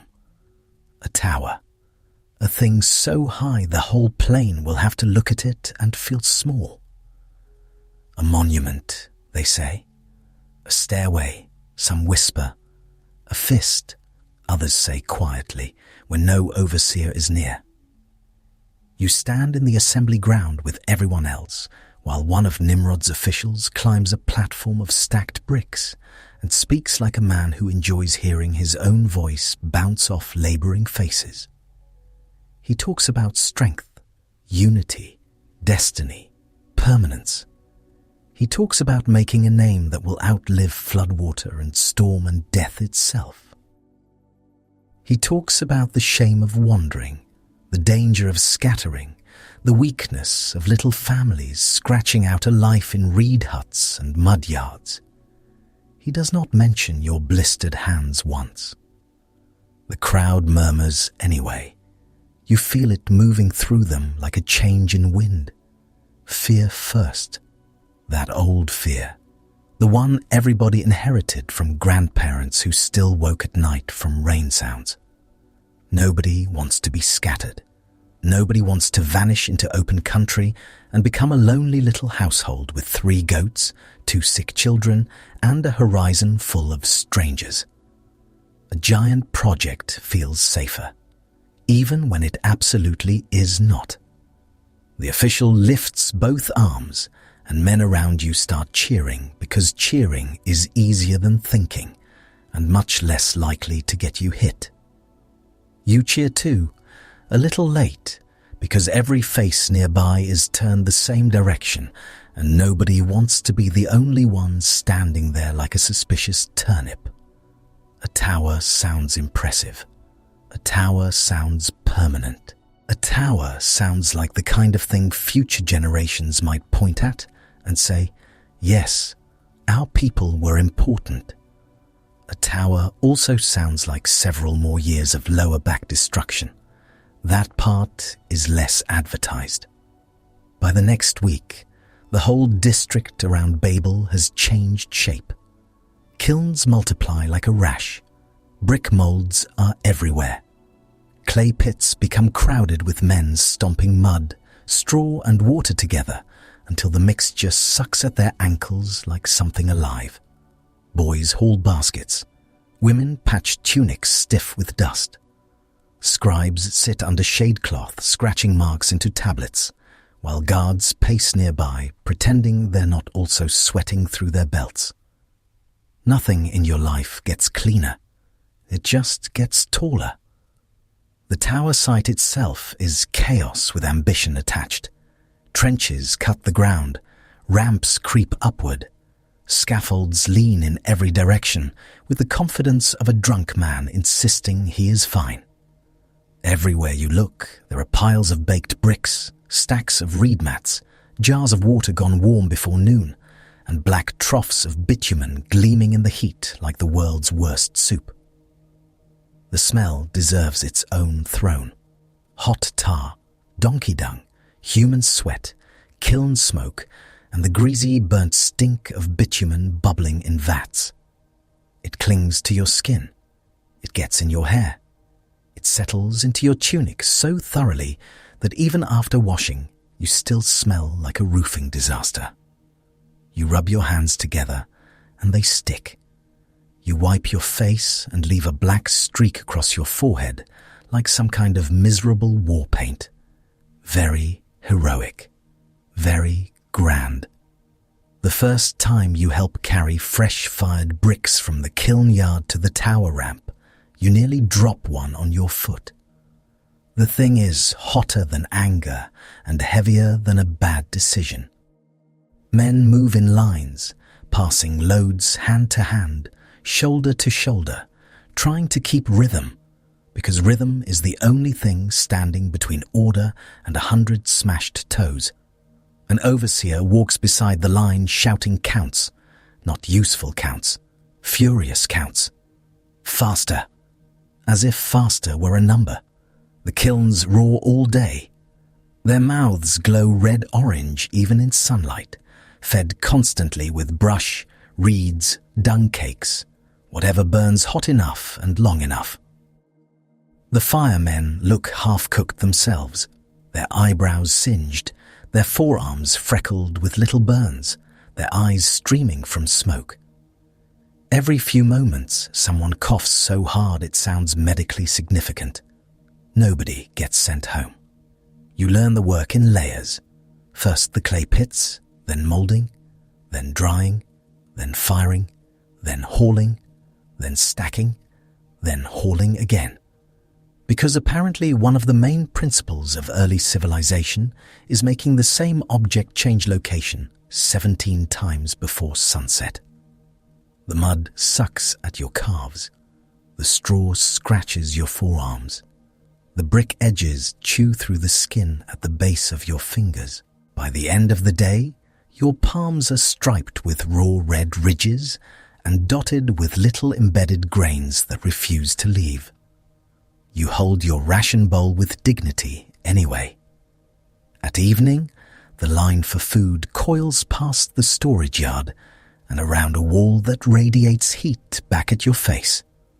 You wait with everyone else, pressing one sore foot into the dust and then the other. A child nearby is asleep, standing up, head against his mother's hip. Someone farther back is arguing over whether his count token was stolen. The air smells like lentils, garlic, stale oil, and people who have been building all day in sun hard enough to punish thought. When you finally reach the front, a ladle drops mash into your bowl with all the generosity of a tax collector. Barley porridge, a few lentils, sometimes chopped onions if the quartermaster is feeling whimsical, bread dense enough to patch a wall, Beer watered so thin it seems personally offended to be called beer. You eat sitting on an upturned brick while flies inspect your mouth with professional interest.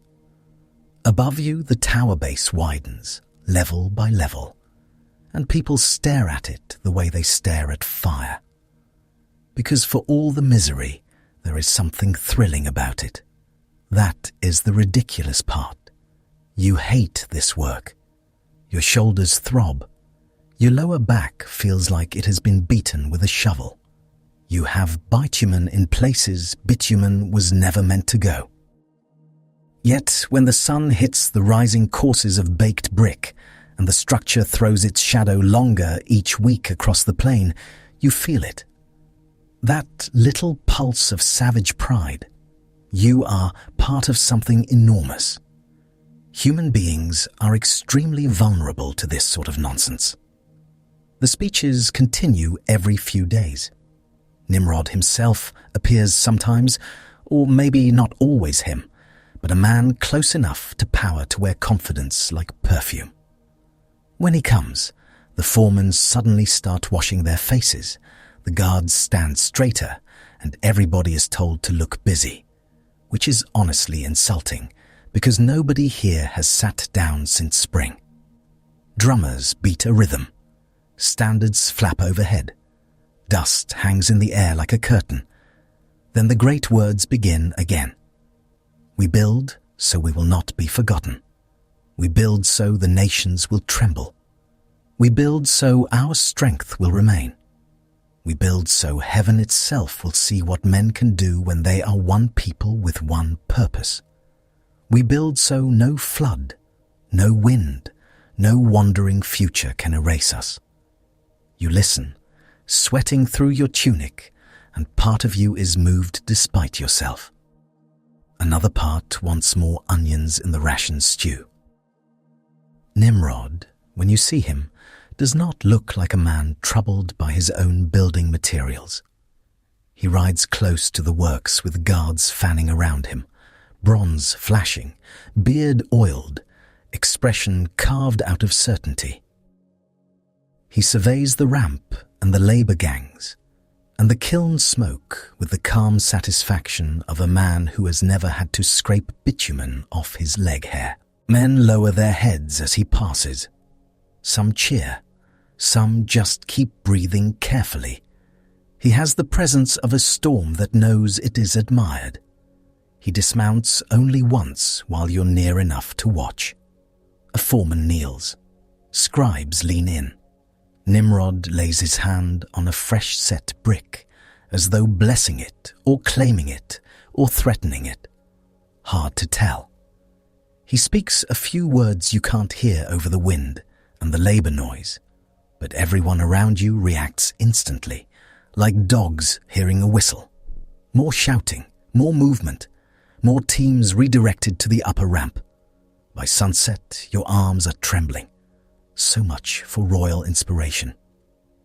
The tower rises in stages. First broad and squat, almost laughably heavy, as if the earth itself is trying to sit down and refuse. Then higher platforms. Then retaining walls. Then sloped faces.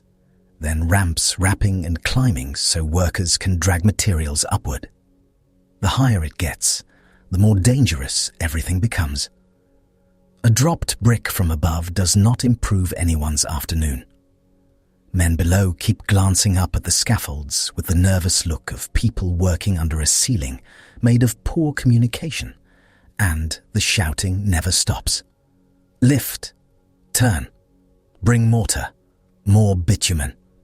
Not that stack, you idiot, that stack. Watch the edge. Move. The same commands over and over until your dreams start coming with instructions. Bitumen is its own special misery. The jars arrive warm, the contents thick and black as night in a swamp. Men stir it with paddles and smear it between brick courses, over joints, along seams, into gaps.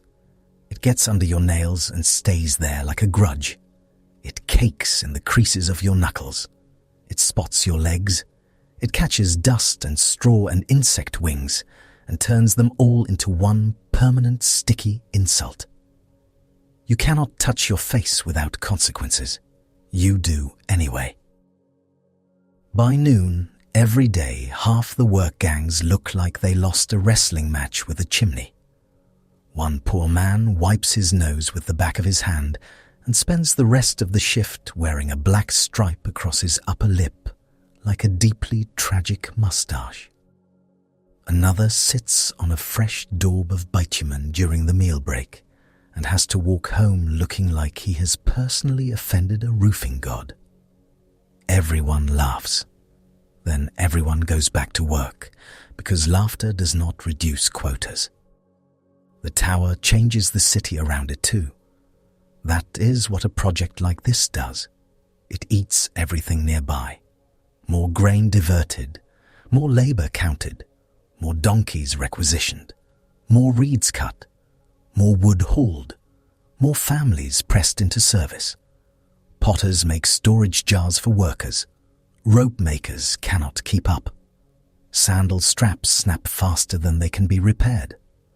Water carriers trudge from dawn to dusk, shoulders bent under skins sloshing warm and precious. Everything now feeds the tower, even conversation. At night, in the workers' quarters, with smoke drifting low and children finally too tired to cry, people talk about the height, about how many levels are finished, about whether the top will hold a shrine, about whether from the upper ramps you can see beyond the marshes, about whether the gods are pleased or angry, or merely annoyed, about whether a tower this tall makes your enemies fear you before they've even reached the gate. Nobody talks much about rest. A man beside you one evening says his father lived scattered, moving camp with the seasons, answering to no city wall and no tally board. He says it with half admiration and half contempt, as though freedom were a charming family defect. Another says scattered people get swallowed. Another says scattered people forget each other's names. Another says a tower means your children belong to something larger than a cooking fire and a field boundary.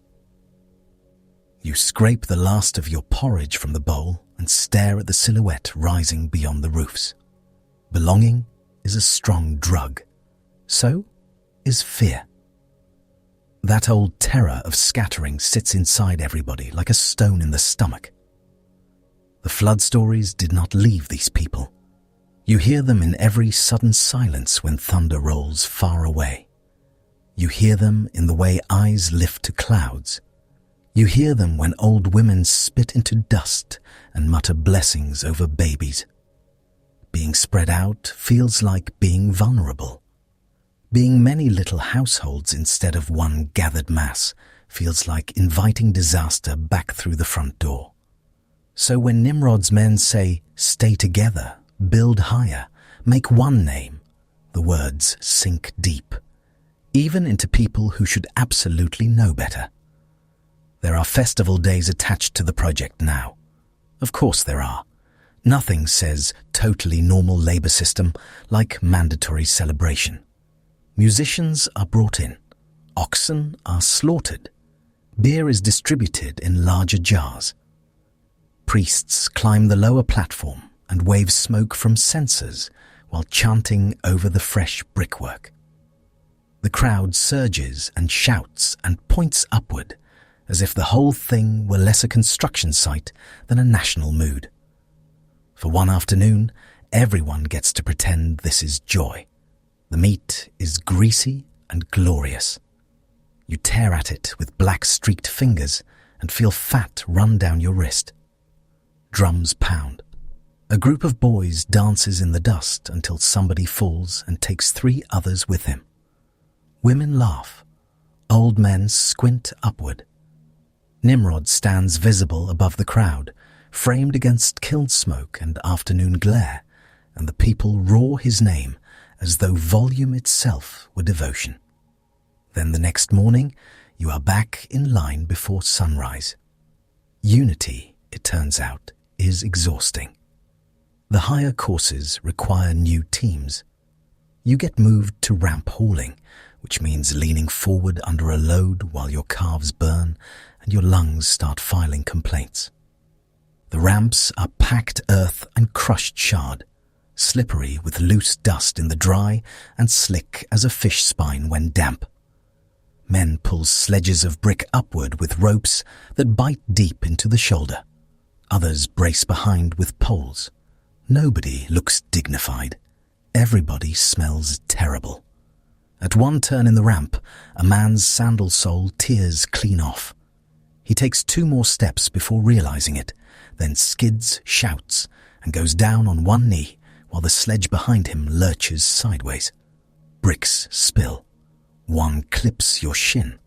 Another smashes a toe. The foreman starts yelling before anyone has even finished falling, because compassion remains underdeveloped in the management culture of Babel. The injured man is dragged up by both arms. The broken bricks are counted first. You begin to understand that the tower has its own appetite.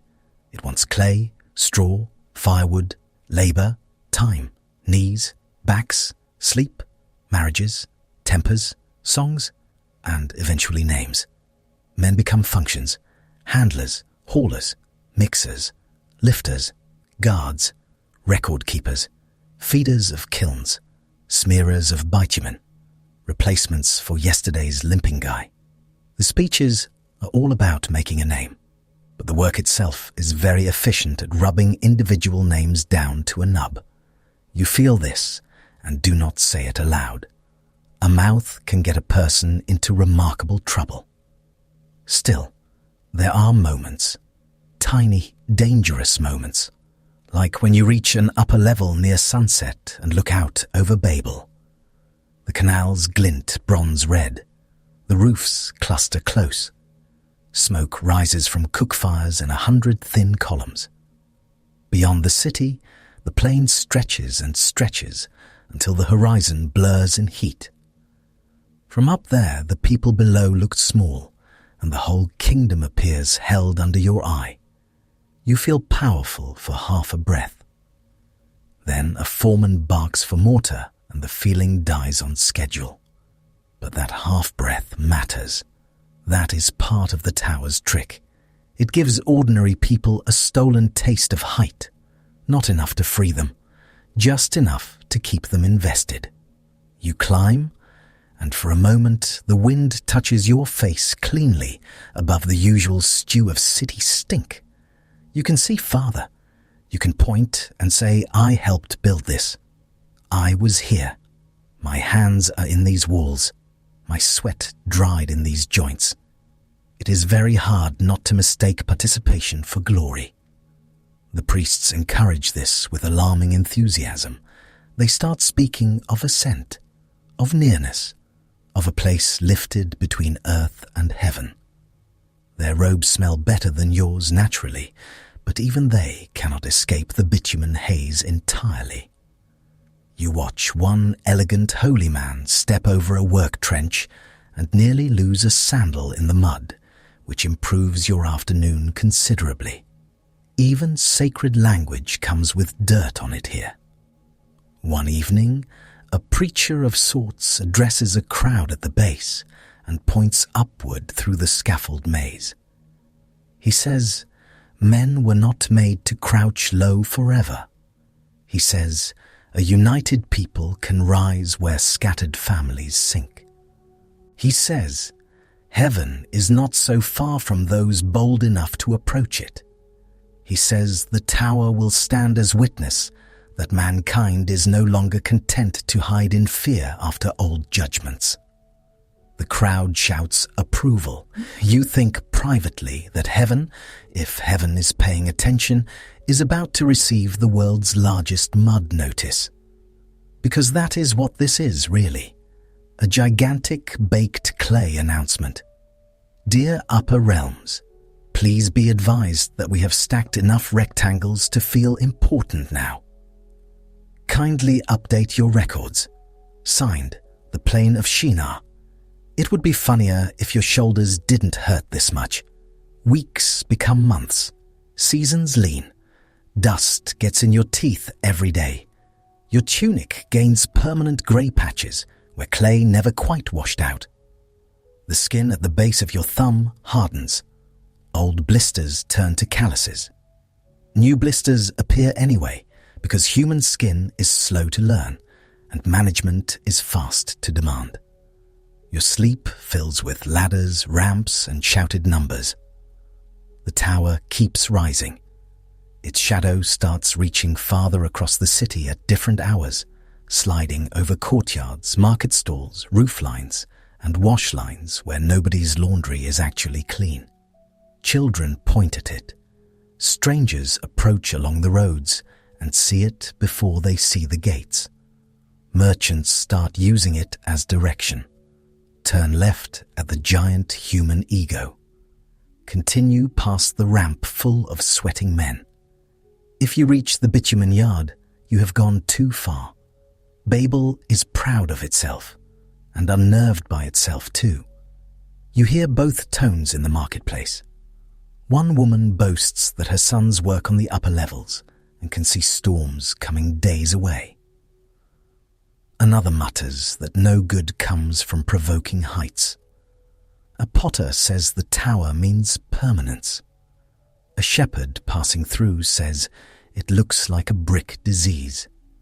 A teamster spits and says all great projects are built out of someone else's knees.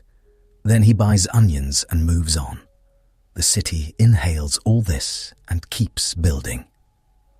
One dry afternoon, a sand-laden wind comes off the plain and turns the worksite into a grinding blur.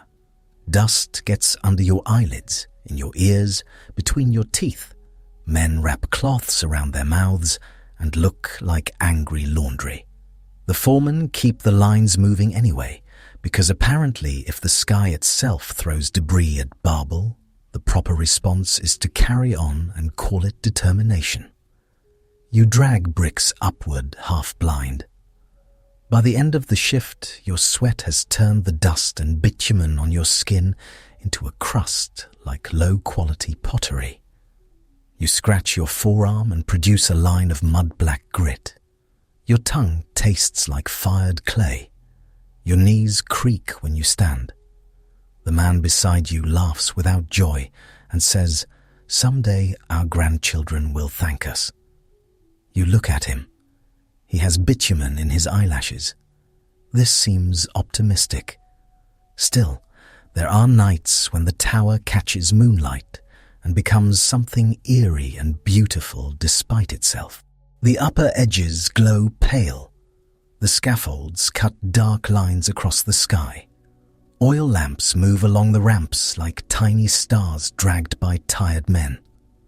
The whole thing looks less like a building and more like a thought too proud to sleep. You stand in the alley behind your quarters and stare at it with everyone else.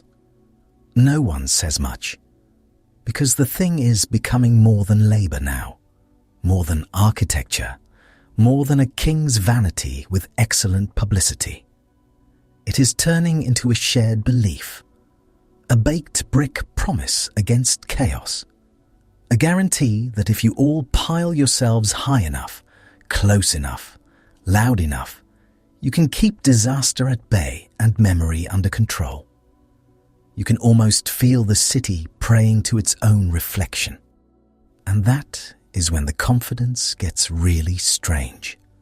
Men start joking that soon the birds will need permission to fly above the upper platforms. Boys boast that one day they will spit from the top and hit heaven in the eye. A drunken mason declares that if the gods dislike Babel, they know where to find the complaint office.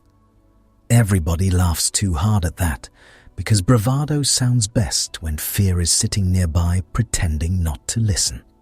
You laugh too. Then the laughter fades and the work remains.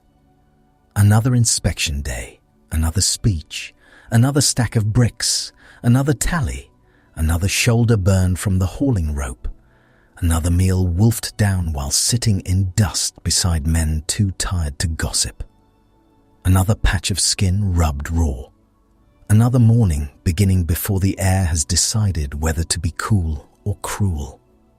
The repetition settles over the project like a second scaffolding. You stop measuring time by moons. You measure it by levels completed. And always the words come back, lest we be scattered. Let us make a name. Let us build higher. Let us stay one people. Let us be remembered. Let us rise. Let us. Let us. Let us. The words are mortar too. They hold the thing together almost as much as bitumen. You start noticing how people say them when they are afraid. A mother says it while adjusting a child on her hip in the ration line. A foreman says it before sending another team up a shaky ramp. A priest says it over smoke and oil. A laborer says it while flexing a cramping hand and staring at the tower with a look halfway between devotion and resentment. Stay together. Stay known. Stay many in one place. Stay visible. As if being seen could save you. As if heaven were a city office that only responds to tall buildings and repeated requests. One evening, just before dusk, you're stationed on a mid-level platform smoothing a fresh seam of bitumen between courses. The material is warm and foul and thick enough to resist the paddle. Flies land on it and regret their life choices immediately. The bricks beneath your knees still hold the day's heat. Wind tugs at your tunic. Below, Babel is all motion and noise and cook smoke and shrinking people. Above, the sky is vast in the most unhelpful way. You look up. The tower is high now, truly high. High enough to make your stomach notice the distance down. High enough that men boast about it in the market and strangers come to gape. High enough that Nimrod's dream no longer looks impossible, merely exhausting.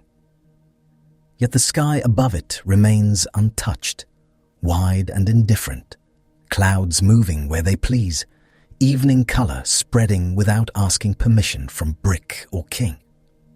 You sit back on your heels and wipe your wrist across your face. Bitumen streaks your cheek. Of course it does. Around you, men keep working. Smear, lift, set, press, call for more, pull the next load, brace the edge, check the line, repeat until dark. The tower rises one brick, one curse, one ration, one speech at a time. Everyone below believes they are climbing towards safety, toward fame, toward permanence, toward something heaven will have to notice. And all the while the heavens remain overhead, unbothered, immense, and terribly far from impressed. Lift! The shout comes down the scaffold from somewhere above your head, sharp as a whip crack. You bend your knees, get your hands under the brick basket, and heave with the rest of the crew. Your shoulders complain immediately. Your palms are already rubbed raw from yesterday, and the bitumen in the cracks of your skin has turned every finger into a small sticky grievance. The sun is barely up. Babel already smells terrible. Smoke from the kilns sits low over the workyard. Wet clay, hot ash, donkey breath, old sweat and boiling pitch all mix into one thick stew that lives in your nose now. You cough once, spit black, and keep moving because nobody gets a day off for lungs full of construction. Above you, the tower rises in stages of mud brick and arrogance. It is too big to take in all at once. If you tilt your head too far back, your neck starts a formal complaint against management. Ramps coil around it. Scaffolds cling to its sides.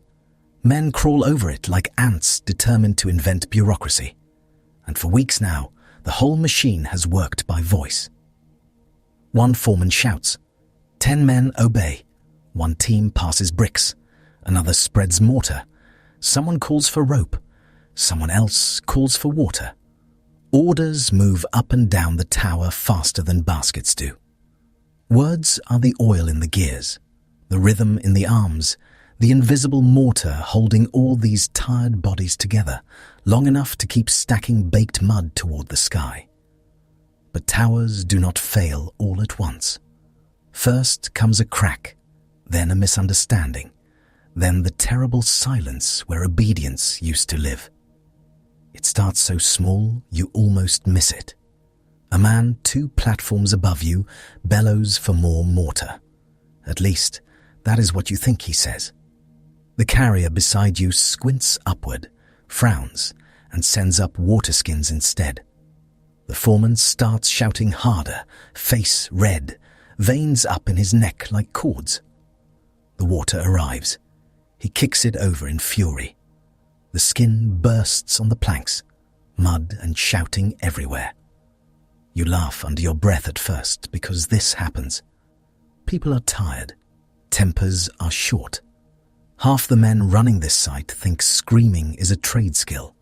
One bad handoff is not exactly the end of civilization. Then the basket on your left goes to the wrong crew. A boy asks for wedges. He gets rope. Another man calls for fired brick and receives a basket of soft clay that oozes through the weave and down his legs. He stands there dripping, horrified, like a man ambushed by the world's least dignified miracle. Nobody enjoys it except the flies. The usual insults begin. Short, creative, extremely not sacred. You have heard them all before in many moods and at many volumes. But this time, something feels off. The man receiving the abuse blinks like he has never heard these words in his life. He answers. Only what comes out of his mouth is wrong. Not slurred, not mumbled. Wrong. The sounds are human sounds. Mouth, tongue, teeth, breath. All the usual equipment is present and apparently functioning. But the sentence arrives like a basket of fish dumped into a brick mold. None of it fits. The foreman stares, first irritated, then puzzled, then suddenly very still. He says the order again. The laborer answers again, faster now, defensive, hands out, eyebrows up in that universal expression meaning, I am speaking. Why are you looking at me like a goat doing mathematics? The 2 men are close enough to smell each other's breakfast. Neither can make sense of the other. You feel something cold slide down your back that has nothing to do with morning air. Across the platform, another argument flares. A woman carrying plaster points left when told to go right. Or perhaps she was told left. Hard to know now. A rope team begins pulling too soon. The load swings wide. Bricks spill from the sling and explode on a lower landing in a lovely spray of dust, chips, and fresh opportunities for injury. Everyone starts shouting at once. That is when it becomes impossible to ignore. The whole tower, this giant wheezing machine of commands and responses, starts making the wrong noises. Not just louder, different. You hear syllables you have never heard before. Harsh ones, soft ones, clipped sounds, rolling sounds, vowels stretched like leather, and consonants snapped like twigs. It is as if every mouth on the scaffold woke up with a different map. You stand frozen with a half-lifted basket in your hands, while orders rain down in pure nonsense. One sounds like singing with an attitude problem. Another sounds like pebbles shaken in a jar. Another comes out in smooth flowing bursts, elegant as river water, and about as useful to you in that moment as river water would be in a kiln. Your partner stares at you. You stare back. He says something. You know his face. You have sweated beside him for months. You know the shape of his laugh, the scar on his chin, the way he wipes his nose with the back of his wrist in a manner that makes everyone dislike him slightly. But the sounds coming out of him now are strangers. You answer with the first thing that comes to mind. He recoils as if you have slapped him. No. You try again, pointing to the basket, then to the ramp, then to the top. Up, lift, there. He blinks, says something longer, more urgent, absolutely useless. A brick drops somewhere above and hits wood with a crack that makes everyone duck. Then another. The passing lines break almost at once. They have to. A chain of workers moving materials by shouted rhythm is only elegant while everyone shares the rhythm. Now each transfer turns into charades, performed on narrow planks 30, 50, 100 feet above hard ground. Men point, women wave, boys repeat words that mean nothing to the ears receiving them. Somebody nods as if he understands, does the exact wrong thing, and nearly kills 3 people. You hear the horrible scrape of a sled going crooked on the ramp. Heads turn. Too late. A load of bricks, stacked badly and tied worse, shifts to one side. The pull team starts yelling. The push team yells back in complete linguistic bankruptcy. A wheel catches. The whole sled lurches, hangs, then spills. Bricks tumble down the incline in a roaring red-brown avalanche, bouncing off rails, smashing into legs, thudding into the workyard below with the kind of blunt finality that ends conversations. People scatter. One man doesn't move fast enough. A brick catches him across the shoulder and sends him spinning into a pile of reeds. Another takes one to the shin and goes down screaming in a language nobody around him can suddenly understand, though honestly the meaning is pretty clear from the shin. Dust goes up in a choking cloud. For one long, awful moment, nobody can see. You get a mouth full of grit and bitumen stink. Your eyes burn. Someone slams into you from behind and nearly sends you off the platform. You grab a rope and hang there, heart pounding, while below you the tower yard turns into pure confusion. Running figures, dropped tools, baskets overturned, donkeys braying like they have opinions. To be fair, the donkeys have probably had concerns for some time. The dust settles just enough for panic to become visible. A foreman on a high scaffold is trying to restore order with all the authority of a man who has recently discovered his voice is decorative. He points down, then up, then slaps his own chest, then waves his arms so violently he looks like he is losing an argument with bees. The crew below answer in 3 different tongues and one extremely rude gesture. Another section of scaffold goes still. Not calm. Still the way a pond goes still right before somebody notices the crocodile. A plaster team has simply stopped. They stand around their mixing trough with paddles in hand, staring at one another as if every face has been swapped overnight. One woman says something slowly, carefully, the way you speak to a child or a very old uncle. A man beside her answers with rising frustration. Another starts laughing. It is not happy laughter. It is the laughter that leaks out when your mind cannot process how bad the morning has become. He bends over, wheezing, laughing harder and harder until he is almost crying. Then someone shoves him, and the laughter snaps off like a cut rope. Down in the yard, a water carrier is weeping beside a broken jar. Not because of the jar, though that is bad enough. Water matters. Clay matters. Everything matters here because everything is work. No, she is crying because 2 men are screaming at her in words she cannot understand.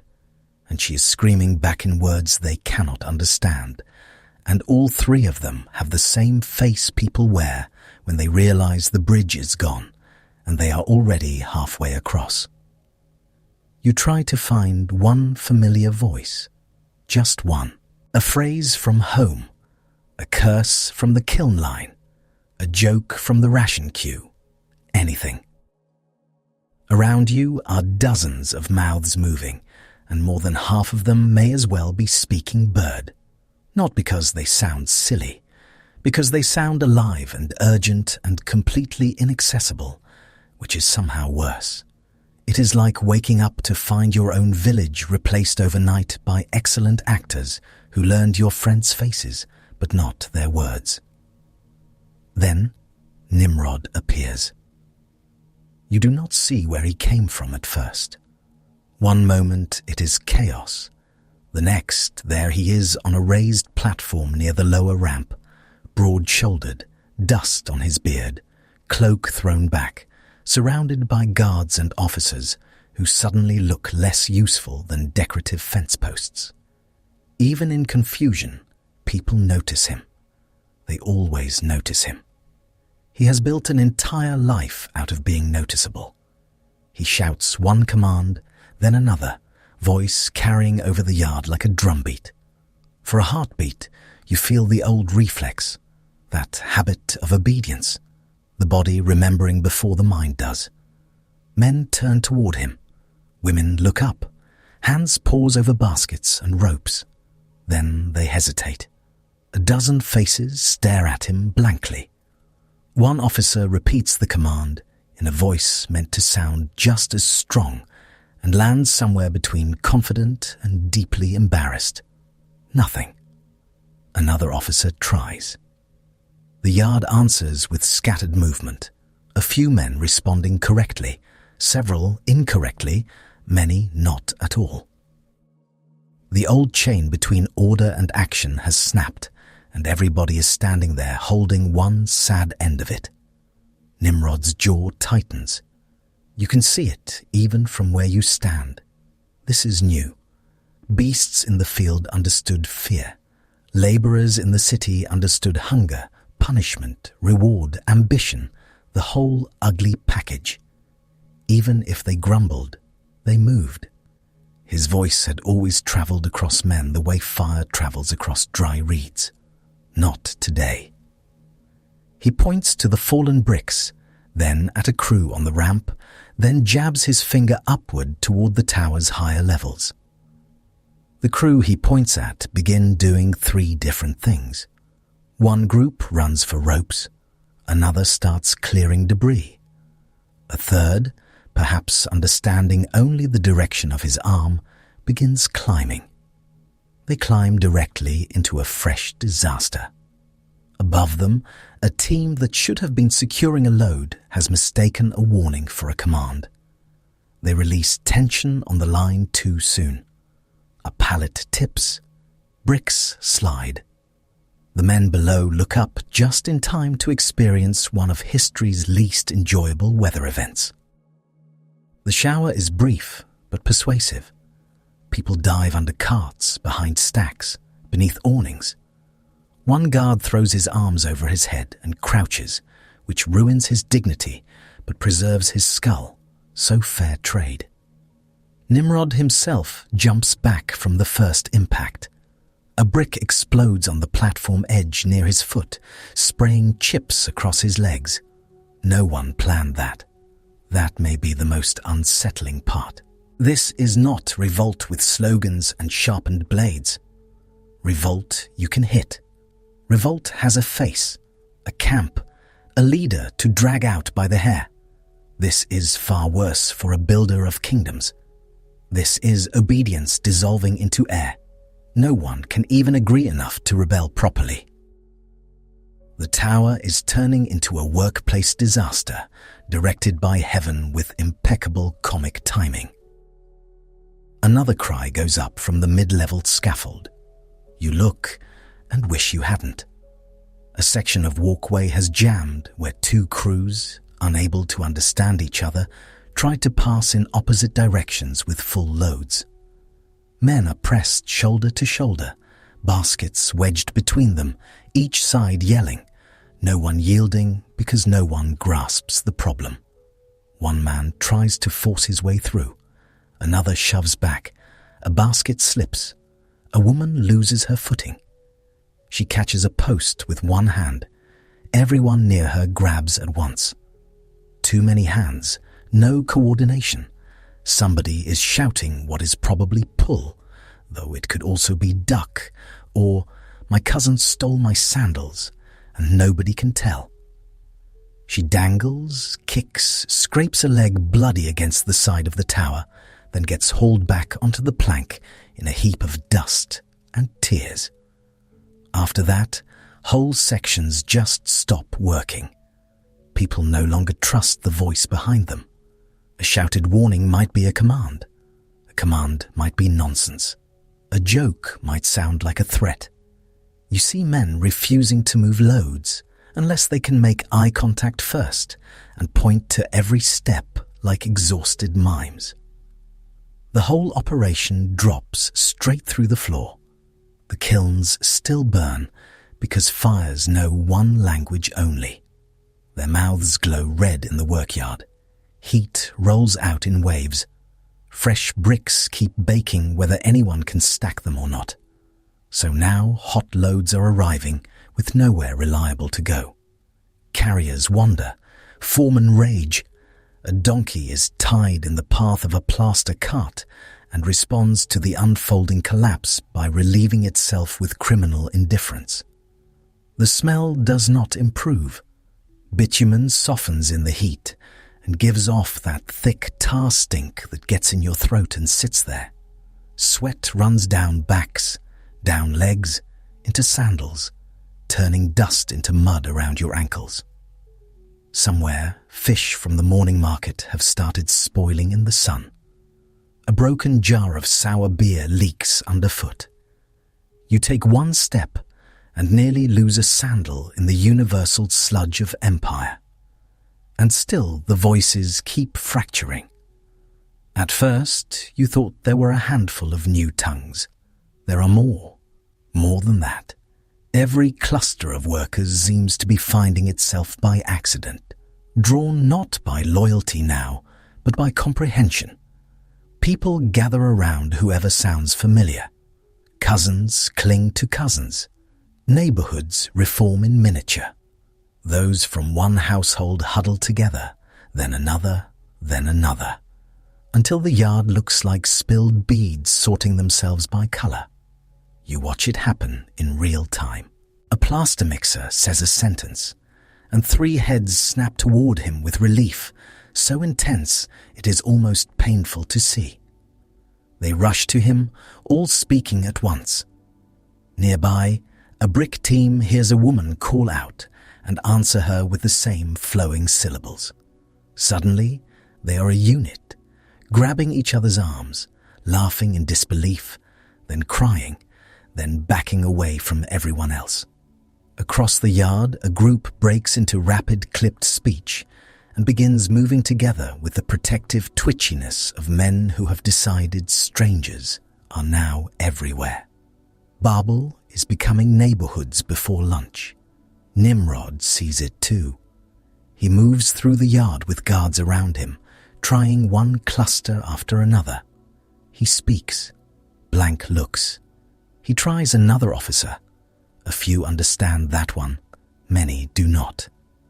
He drags in a scribe who has spent years turning grain tallies into scratches on wet tablets, and now seems deeply offended that language itself has resigned without notice. The scribe tries translating between 2 groups, gets one phrase out, then fails on the next exchange and throws up his hands in disgust. His whole profession just became both essential and impossible. By mid-morning, the lower yards are a festival of bad interpretation. People point upward, then outward, then slap their own chests and make broad circular motions as if this will somehow rebuild trust. 2 men nearly come to blows over a tool because each thinks the other is stealing it. A woman trying to ask for her child ends up dragged to the wrong shelter because the listeners assume she is asking for water. Someone gestures for carry and accidentally invents an insult. That one spreads fast. Human beings remain tragically efficient at learning the wrong phrase first. You keep trying to work because what else do you do? there is still a basket, still a line, still a tower above you full of unstable things and frightened people. You and 2 others manage a short handoff system using only grunts, eye contact, and furious pointing. It works for maybe 10 minutes. Then a call from above is misunderstood.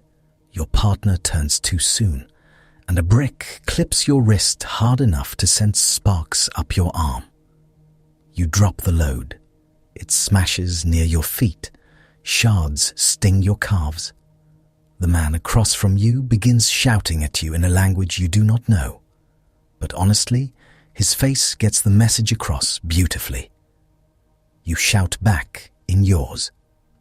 Congratulations.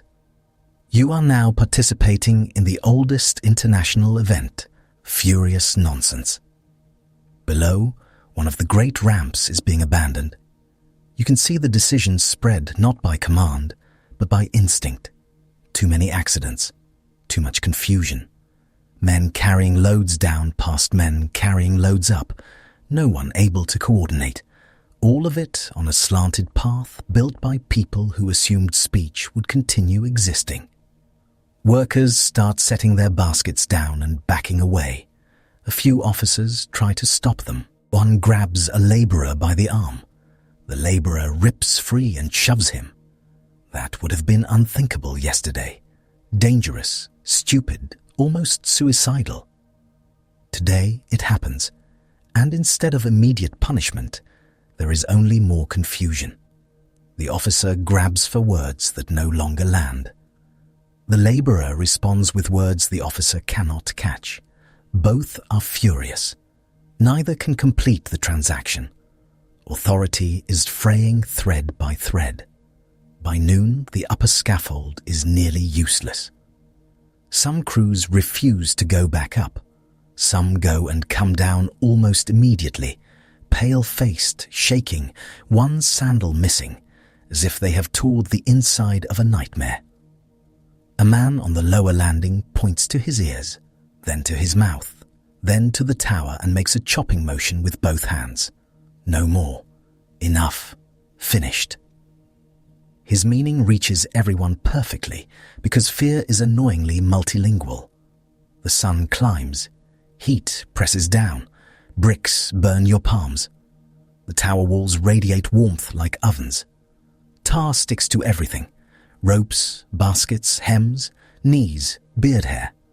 The air tastes of dust and hot pitch. A child wanders the yard crying for his mother in a language that only makes 3 people turn, all of them too far away. You realize then what has truly broken. Not just orders, not just work. The whole dream, all those speeches about one people, one project, one great city, one great name, all that confidence packed into neat marching phrases and shouted from platforms. It depended on a thing nobody noticed while they had it, the way healthy knees go unappreciated until stares enter the chat. Shared speech was the unseen beam under the whole grand structure. Remove it, and suddenly your shining tower is a stack of expensive misunderstandings. And what a joke it is. Humanity gathered to reach heaven, and heaven came down far enough to tangle their tongues before breakfast. No firestorm, no giant fist from the clouds. Just the quiet, devastating sabotage of making people unable to agree on where the bricks go. It is almost petty in the way only divine judgment can be. Not theatrical destruction, administrative collapse. Try conquering that. By afternoon, the yard has split into camps.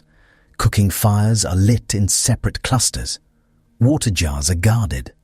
Families call to one another, gathering children, tools, mats, whatever can still be carried. Men who yesterday swore loyalty to tower and king are now scanning faces for anyone who sounds like home. The city feels different already. Not one body anymore. 100 twitching parts. Nimrod stands again on the platform, trying one final time. You watch because everyone watches. Even now his presence drags the eye. He raises both arms. Silence does not come, but some noise lowers. Dust clings to his beard. Sweat darkens his tunic. He looks furious, yes, but also astonished, and that astonishment is more revealing than rage. The man who made cities cannot command mouths. He speaks. A portion of the crowd understands and answers. Another portion stares. Another mutters among themselves. Some back away entirely. He points to the tower behind him, that giant baked declaration of human confidence.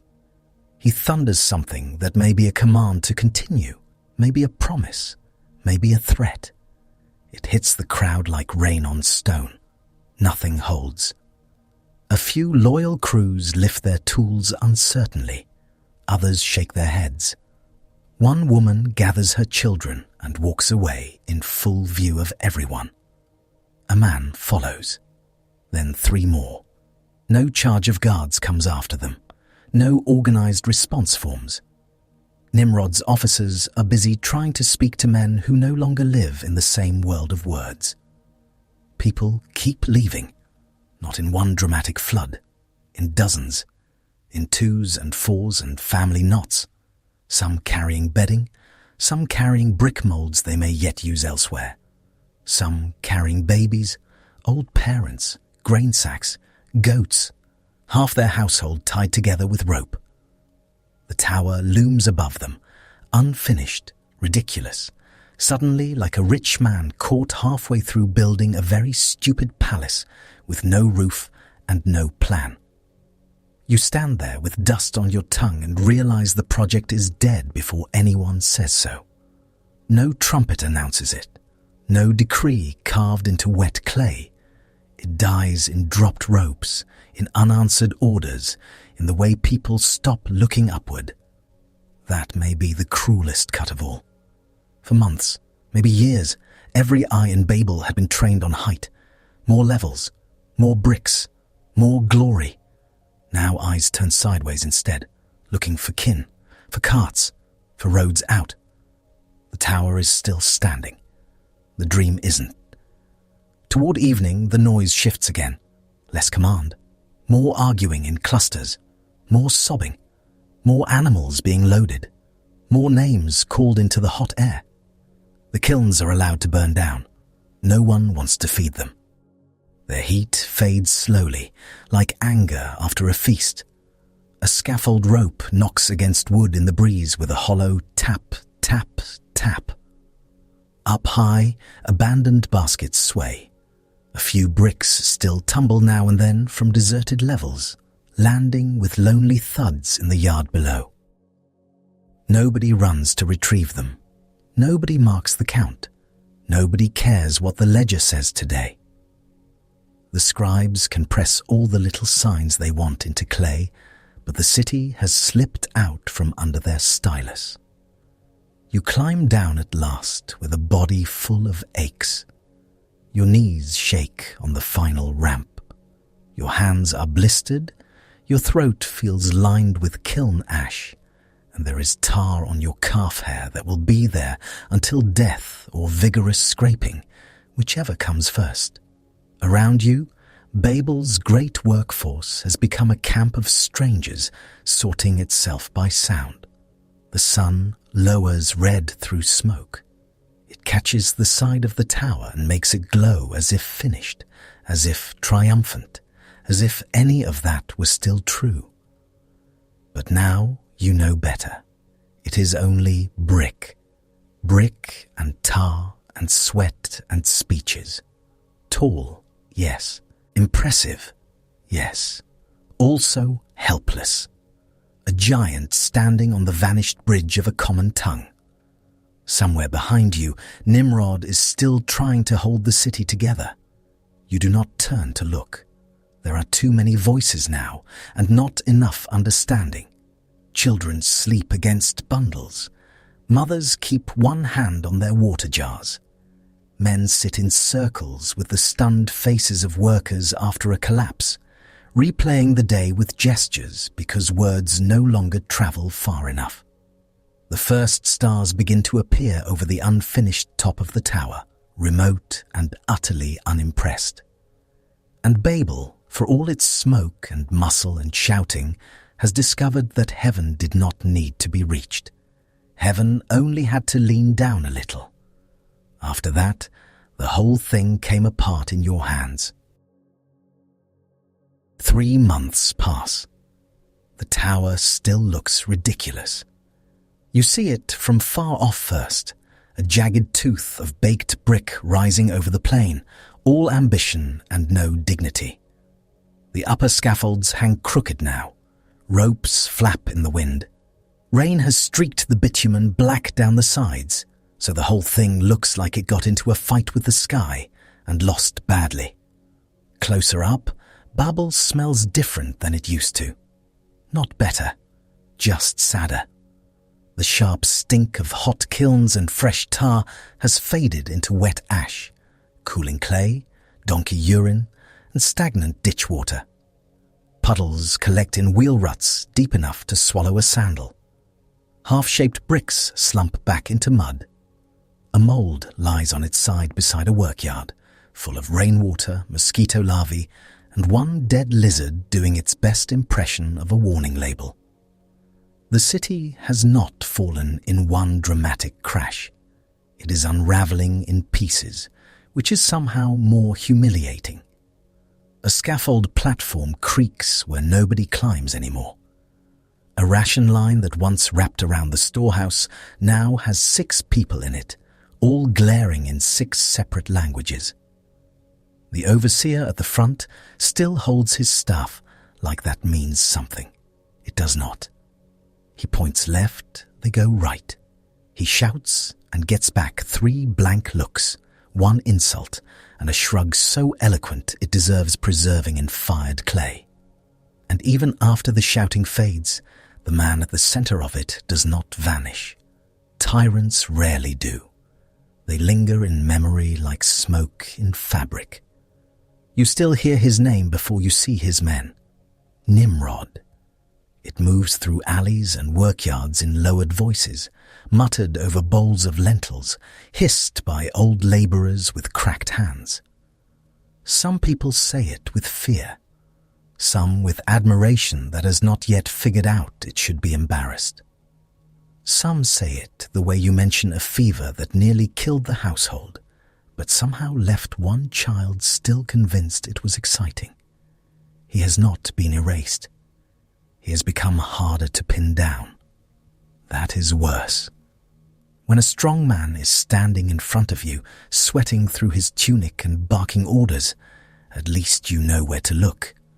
But once the tower project cracks and the city starts speaking in fragments, his shape spreads out. He becomes rumour. He becomes that story your uncle tells after too much beer, waving a chicken leg for emphasis. He becomes the explanation for every wall, every tax, every whip scar, every city gate built wide enough for armies and narrow enough for ordinary people to feel small. You walk the lower streets where the brickmakers lived.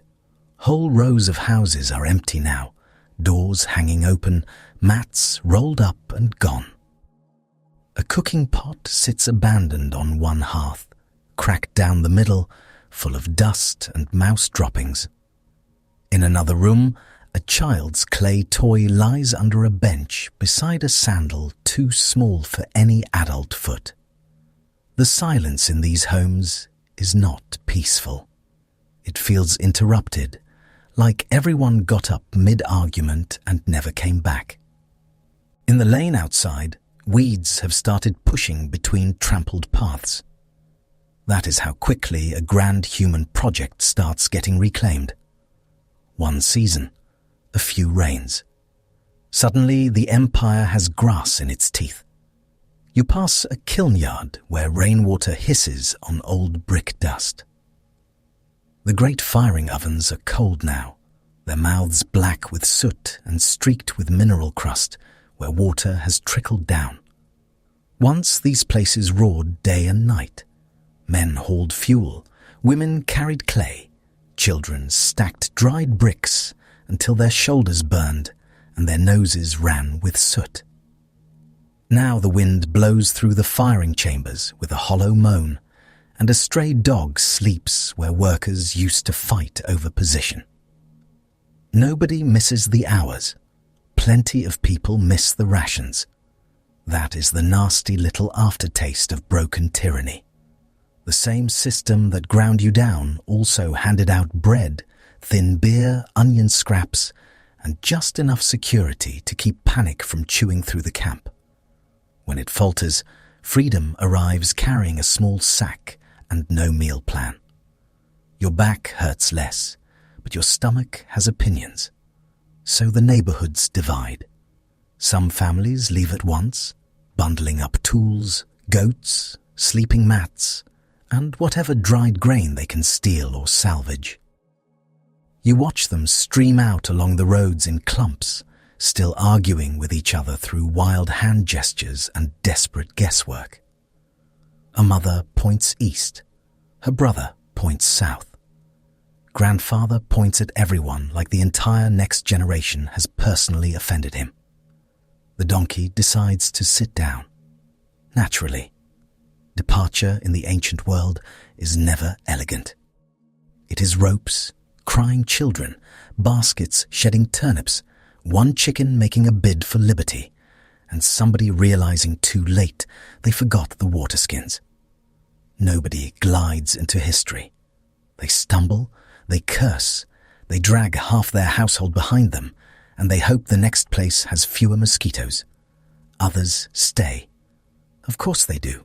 Cities are sticky, not emotionally, literally. Bitumen clings to your sandals, to your hems, to the memory of your skin. But also in the deeper way. You build walls long enough, stack enough bricks, bury enough dead, and even a miserable place starts feeling like the only place where your bowl fits your hand correctly. The drains may stink, the streets may flood, the neighbors may scream all night, but you know which stall sells edible onions and which alley to avoid after dark. There is comfort in familiar squalor, disturbing comfort, but comfort all the same. So Babel thins without emptying. Whole quarters go quiet. Others become stranger, louder, stitched together by signs, guesses, and the occasional blessed human being who can understand two tongues. Interpreters suddenly become the most valuable people in the district. A man who last year would have been ignored while unloading baskets is now standing between three crews, sweating like a man diffusing a cart full of snakes. Everyone wants him. Merchants tug his sleeve. Foremen wave him over. A woman at the grain storehouse clutches his arm with both hands, while three customers shout at her in mutually incomprehensible fury. He translates prices, curses, marriage proposals, and threats with the exhausted face of a man who knows civilization is now balanced on his very tired tongue. He starts charging extra by noon. Good for him. You would too if every disagreement in town turned into, "Please come explain to this stranger that I am not stealing his donkey. I am borrowing my own donkey, and no, I do not know why he is crying." In the markets, language has become visible. You can see it fail. A fish seller holds up 3 fingers. The buyer thinks he means quality, not quantity, and beams with gratitude at what he assumes is an enthusiastic blessing over his carp. 2 masons try to agree on measurements by scratching lines into dust with sticks, only to discover one of them is using cubits, and the other is apparently using vibes. A brewer ends up trading 6 jars of beer for a cloak, a basket of dates, and someone else's mother-in-law, because nobody could sort out the terms before sunset. By evening, the mother-in-law is returned, mostly because she refuses not to be. This is the daily comedy of the aftermath, but underneath the absurdity is dread. Every transaction takes longer. Every argument burns hotter, every planned phrase. Shared speech had been the invisible road under all their feet, and now that road is washed out. You can still move, but badly. You slip, you collide, you arrive furious and muddy. Nimrod tries to hold it together. You hear this before you witness it. He gathers his captains. He summons scribes. He sends runners. He stations guards at the gates and in the yards and near the granaries. He still has men loyal to him or terrified of not being. He still has weapons, walls, storehouses, and the old habits of command. A kingdom does not vanish just because nobody can agree on the word for ladder. But now, watch him in the courtyard. He stands beneath an awning while heat rises from the paving stones, broad-shouldered and furious, one hand clamped around a staff polished smooth by use. His jaw is hard, his beard is oiled. His eyes move constantly, searching faces for obedience, comprehension, weakness, betrayal. Around him stand officers and labor chiefs and scribes with tablets tucked against their ribs like little clay shields. He speaks. Half the room understands him. A quarter pretend to. The rest stare with the expression of cattle confronted by a flute recital. He points to maps scratched into wet clay. He jabs at roads, river routes, storehouses, work camps. He names cities: Erech, Akkad, Calneh, places tied to him by labor, force, tribute, and reputation. The old network still exists. Bricks remain bricks. Soldiers remain soldiers. Fear is still remarkably multilingual, but command now leaks. One order leaves his mouth and returns as 4 damaged versions. A tax demand reaches the wrong district. Grain meant for 1 garrison is dumped beside an empty kiln yard where nobody claims it until dogs tear the sacks. A patrol sent to calm unrest ends up starting a knife fight by misunderstanding a funeral procession. Somewhere, a captain thinks he has been told to seize oxen. Somewhere else, a farmer thinks he has been invited to a feast. Neither party enjoys the outcome. You begin to understand how much of empire is basically just successful paperwork with spears nearby. Remove the paperwork, scramble the words, and suddenly the spears look less impressive. Still dangerous, certainly, but absurd too, like a man trying to threaten a thunderstorm with a receipt. And now we arrive at the part nobody talks about.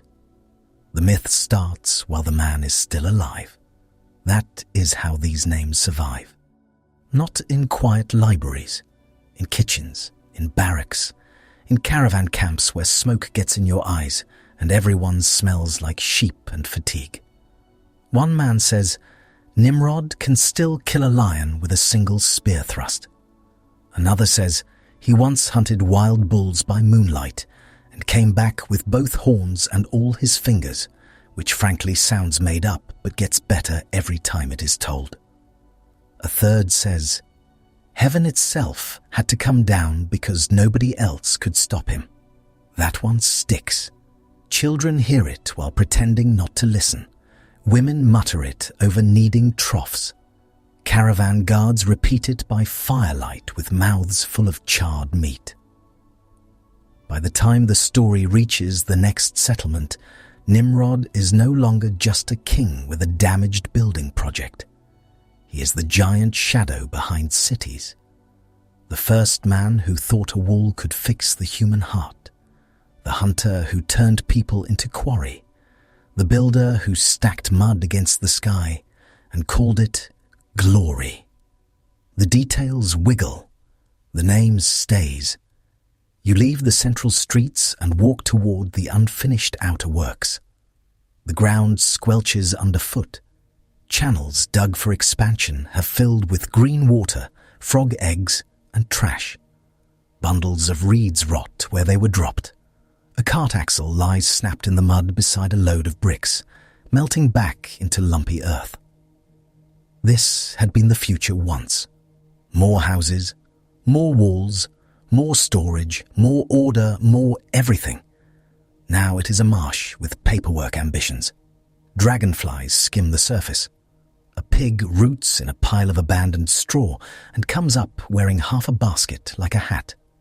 For one glorious second, he looks more qualified to govern than half the surviving officials in Babel. In the old worker compounds, those who remain make do. Meals are patchier now. The stew is thinner, with more water than lentils, and occasional surprises that nobody names out loud. Smoke leaks from patched roofs. Laundry hangs on lines in every possible shape and size because people from 5 regions are now crammed into spaces built for one labor system and 0 dignity. Babies cry in unfamiliar rhythms. Songs drift from one doorway and stop abruptly at the next because nobody shares the words anymore. But people adapt because people always do. You watch women trade by touch and demonstration, salt for oil, cloth for beans. This many handfuls, no more. One old man mends tools beside the lane and has become famous for communicating entirely through eyebrows. He can tell you the price of a sickle, insult your sandals, and flirt with your aunt without speaking a recognizable sentence. It is honestly impressive. Life is smaller now, more local. Nobody is talking about reaching heaven this week. They are talking about roof leaks, about whether the North Canal is still passable, about whose cousin left with the Eastern caravan, and whether he will send word, assuming word still exists in any useful form. Grand designs have collapsed into neighborhood concerns, and there is something almost merciful in that. The tower wanted all eyes upward. Hunger, weather, children, and broken tools keep dragging eyes back down where they belong. Still, Nimrod is not done trying to be large. One evening, you find yourself near the inner gate as a procession pushes through. Guards first, spears upright, then servants carrying standards stiff with old dye and dust. Then a chariot wheel-deep in mud because of course the road has not been maintained properly. The horses toss their heads, irritated and flecked with foam. Behind them, under a canopy, there he is, older now, not weak, just marked. The face that once could make a yard full of workers fall silent now carries strain around the eyes. There is silver in the beard. A scar you do not remember runs pale near one temple. He still sits like a man expecting the world to organize itself around his spine. But the world is no longer cooperating. People watch him pass. Nobody cheers. A few bow, a few turn away. Most simply stare with that guarded look city people perfect when power rolls by, and everyone wants to survive the moment without volunteering for anything. A child points at him and asks a question in a language you do not know. The mother jerks the child's hand down so quickly the little one almost spins. Even silence around him has changed. It used to be the silence of obedience. Now it is the silence of calculation. He knows it too.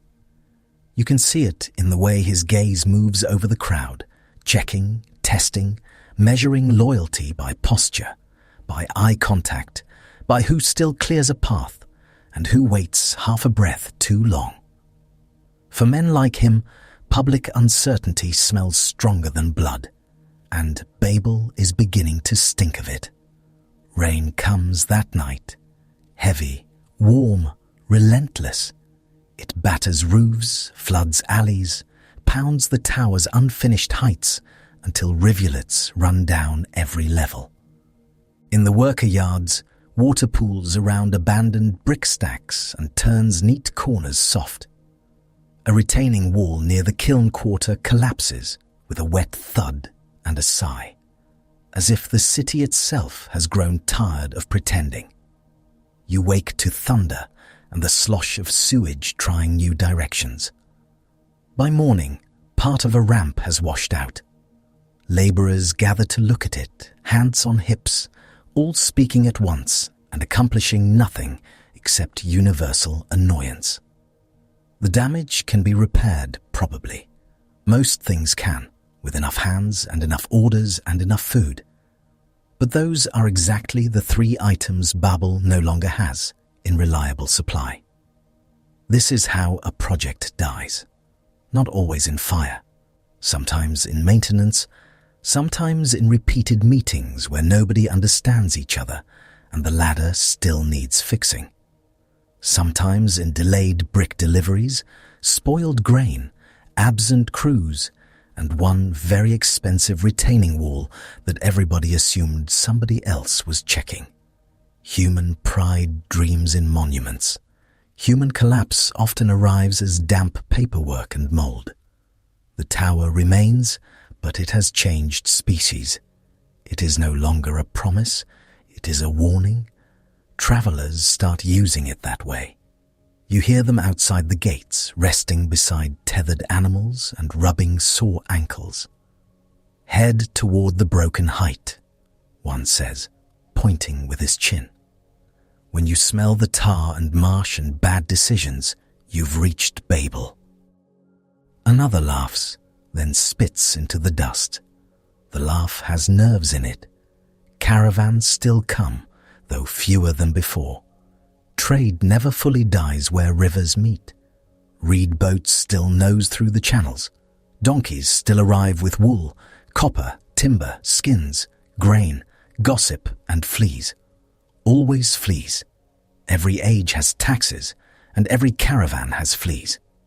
But merchants are warier now. They hire more interpreters. They bring more guards. They ask more questions before unloading valuable goods near any official seal bearing Nimrod's authority.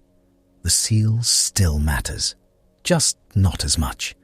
In distant settlements, people begin taking pieces of the old Babel with them.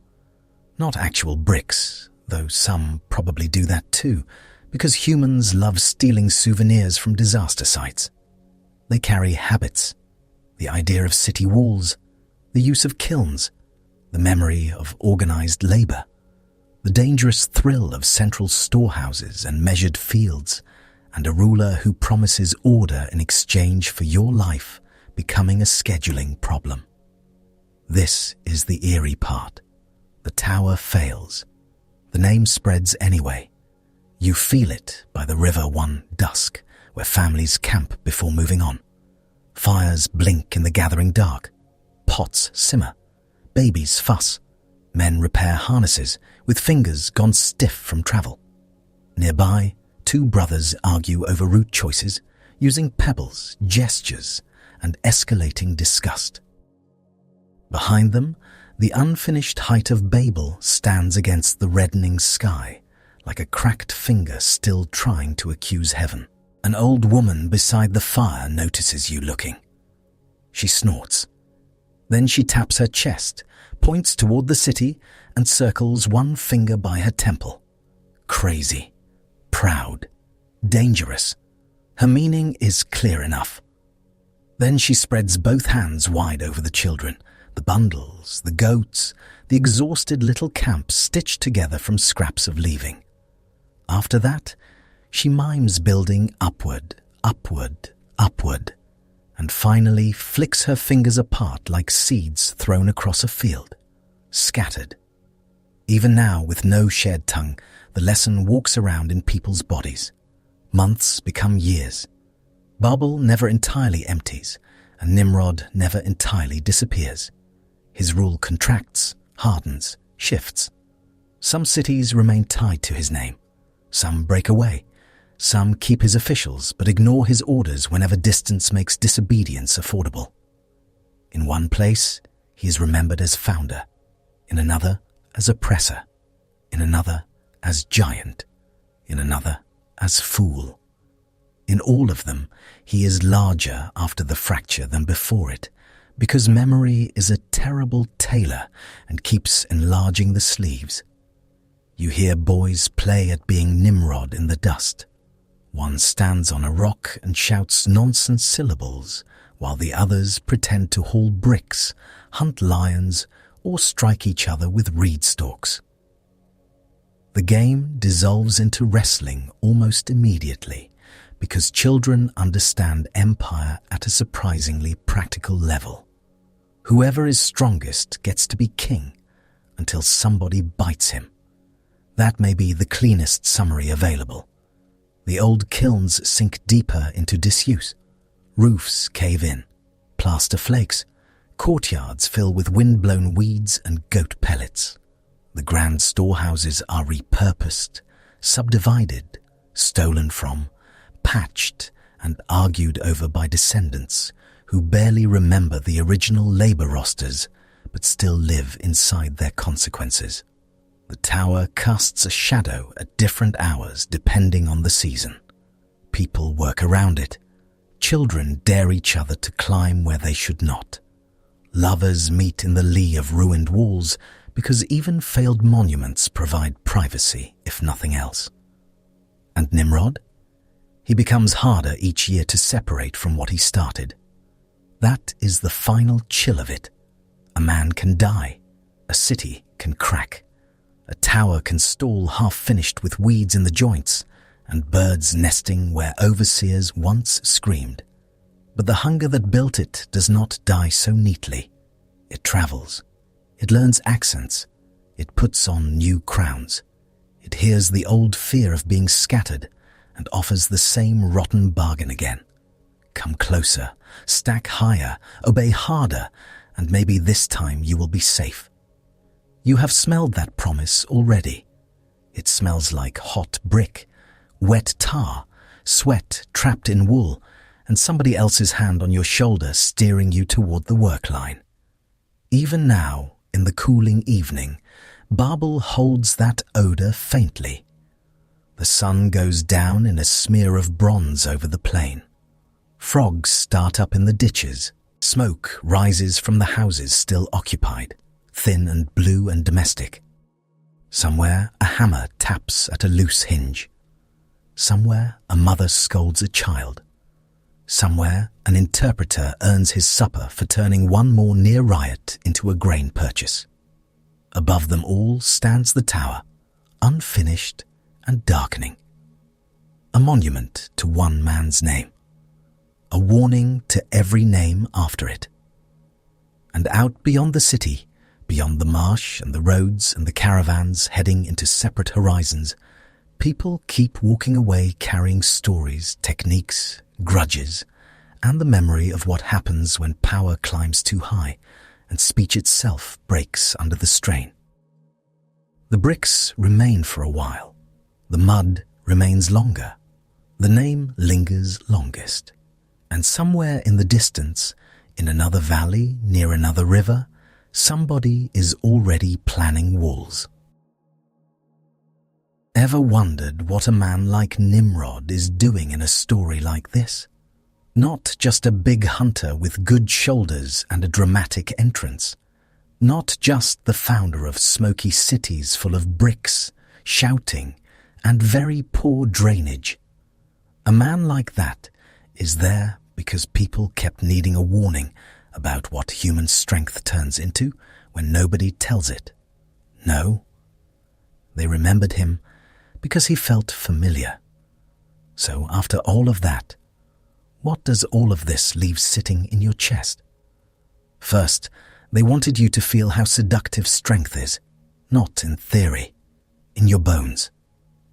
In a wet, frightened world where flood memories still cling to everybody like mildew on a wall, the strong man looks comforting. Of course he does. If storms still make old men stare at the sky like they owe it money, then the hunter who kills beasts and walks around unafraid starts to feel like an answer. That is how it begins. Nobody signs up for tyranny because it sounds miserable. Nobody hears, "Come live under crushing control, enjoy your rations, and lose all personal freedom," and says, "Yes, splendid, where do I queue?" It starts with relief. It starts with admiration. It starts with somebody who looks larger than life in a world where life feels fragile and damp and one bad season away from disaster. Nimrod becomes important because he can do what others cannot. He hunts, he organizes, he gathers people, he builds. In a world of mud huts, suspicious cousins and goats making eye contact like they know your secrets, a man who can impose order looks glorious. He feels like safety with a jawline. But the old warning tucked into the story is that strength is useful right up until it decides it deserves worship. And that shift happens fast. The hunter who protects becomes the ruler who commands. The man who can lead a chase can also lead a labor force. The crowd that cheers his victories can become the crowd carrying his bricks. One day, people admire him because he can kill lions. The next day, they are standing in ration lines under his city walls, sweating through tunics stiff with salt and bitumen, hoping the foreman does not notice they slowed down. That part matters because the story is not anti-strength. It is anti-strength without humility. Strength with humility protects. Strength without humility starts stacking people like cargo. It turns neighbors into labor units, speech into orders, and cities into machines that eat human beings one blister at a time. And that is what lingers after Babel. Cities are impressive and dangerous. Babel is magnetic. Of course it is. You can feel the thrill of it even now. Walls, storehouses, kilns roaring, crowds flowing through streets, trade, plans, systems, somebody finally keeping track of things. After generations of wandering and scraping by, a city feels like humanity growing up. It feels like progress. It feels like, at last, we are doing more than surviving under the weather. But goodness, the smell, open drains, donkey traffic, hot mud, smoke sitting on your clothes, workers collapsing into straw at night, too tired to complain properly. The city gives security, but it also gives hierarchy, surveillance, and the deeply unpleasant discovery that somebody always ends up at the top holding a stick. The point is not that cities are only evil. They knew cities can gather beauty, skill, trade, and memory.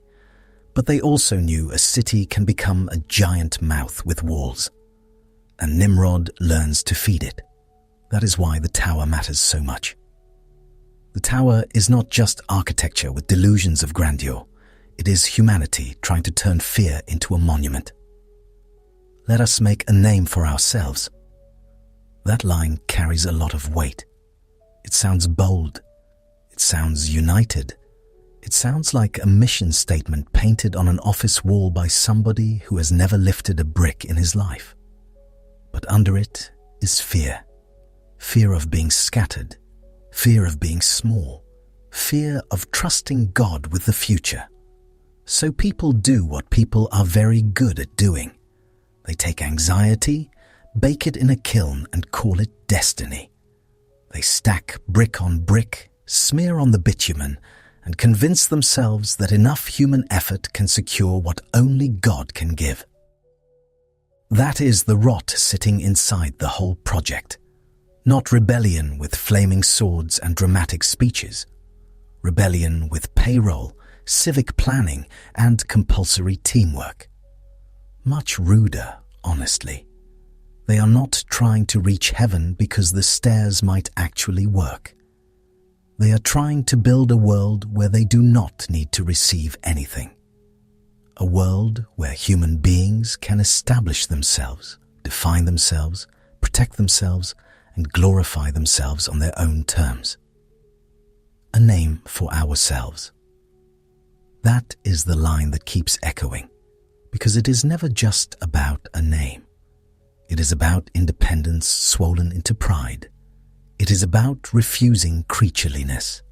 It is about forgetting that being human is already a gift and deciding that what you really need is branding. Ancient rebellion, very modern packaging. And then comes the collapse. Not because bricks are bad, not because language is annoying, not because heaven is threatened by tall buildings and needs to swat them down like flies. Heaven is not nervous. That is part of the comfort here. God is not up there panicking because some sweaty men in a dust cloud have discovered scaffolding. He comes down because the whole project is warped. Unity can be beautiful, but unity built on fear, pride, and control is brittle. It looks strong right up until the moment it snaps. Babel is held together by one language, one purpose, one central ambition, and one giant ego problem. Remove the speech and the thing falls apart because there was never love underneath it. There was pressure, there was anxiety, there was human will packed tight as kiln bricks. So the shattering is also a mercy. It feels chaotic in the moment, terrifying, embarrassing, loud, people shouting nonsense at each other from scaffolds, bricks dropped on toes, foreman having the worst workday in recorded history, Nimrod discovering that authority sounds much less impressive when nobody understands a word you say. But beneath the confusion is restraint. The project that would have deepened human arrogance is interrupted before it hardens further. People are scattered, yes, but they are also prevented from becoming one locked system of pride under one glorious human name. The scattering feels like loss because broken projects always do. Yet the story lets you see that forced unity is not peace. It is just pressure with a slogan. And Nimrod himself becomes the warning label. He stands at the beginning of empire, where skill turns into domination and leadership curdles into self-exaltation. He shows what happens when a gifted man confuses being impressive with being rightful. He gathers, builds, commands, and expands, and still his name carries smoke around it.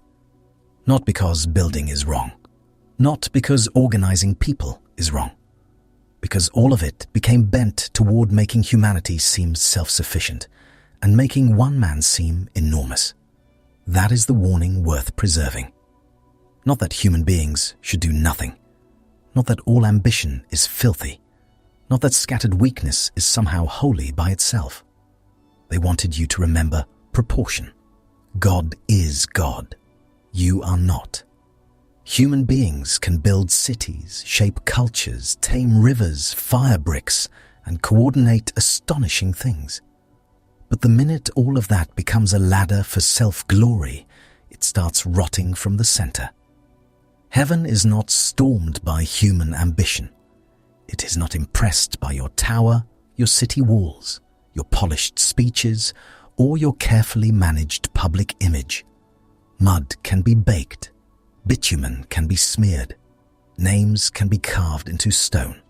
None of that gets you above creaturehood. The height of the tower never changed the distance between man and God, because that distance was never about engineering. So the story closes its hand around a simpler truth. Power needs humility, or it becomes oppression.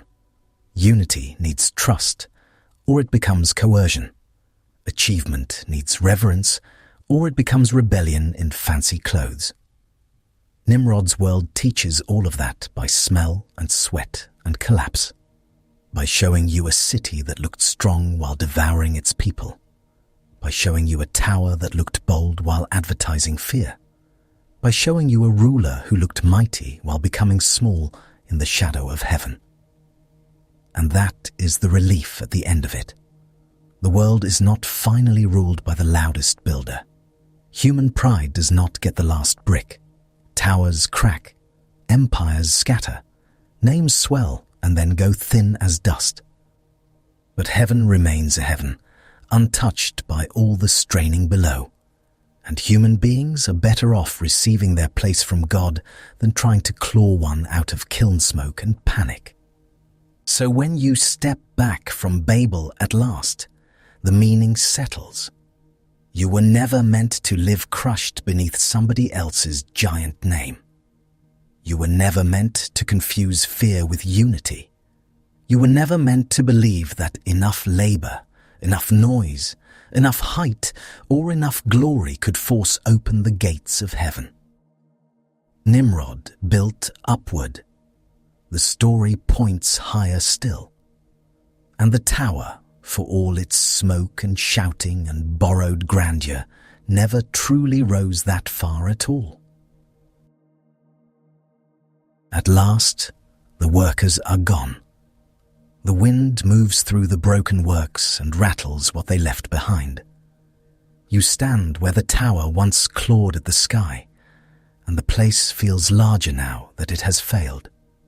Too large. The scaffolds creak without purpose. Loose ropes tap against poles. Broken bricks lie everywhere, half sunk in mud, half baked hard as if they still expect to be useful. They are not. Your sandal nudges one, and it rolls into a shallow rut filled with rainwater, ash, and mosquito larvae. That is how these grand projects end sometimes. Not with a glorious final pose, with puddles. The kilns have gone cold. No foremen are shouting. No runners are sprinting with orders nobody understands anymore. No long lines of labourers bend under loads of brick and bitumen while officials stand nearby, looking important and wonderfully clean by comparison. The smoke that used to hang over this place like a bad mood has thinned out, and what remains is the smell of wet clay, old tar, donkey droppings, and abandonment. It is almost peaceful, almost, because failure has a sound even in silence. You hear it in the flap of torn awnings, in the hollow clatter of a loose board, in the way empty storage jars knock softly together when the wind slips through. The whole place feels like a feast hall after everyone has stormed out, leaving crusts on the table and grease on the floor. You can still see where people tried to make themselves permanent. There are foundation lines in the earth, stacks of rejected bricks, finger marks dried into clay where somebody shaped mud all day and probably slept with aching wrists and bitumen stuck under every fingernail.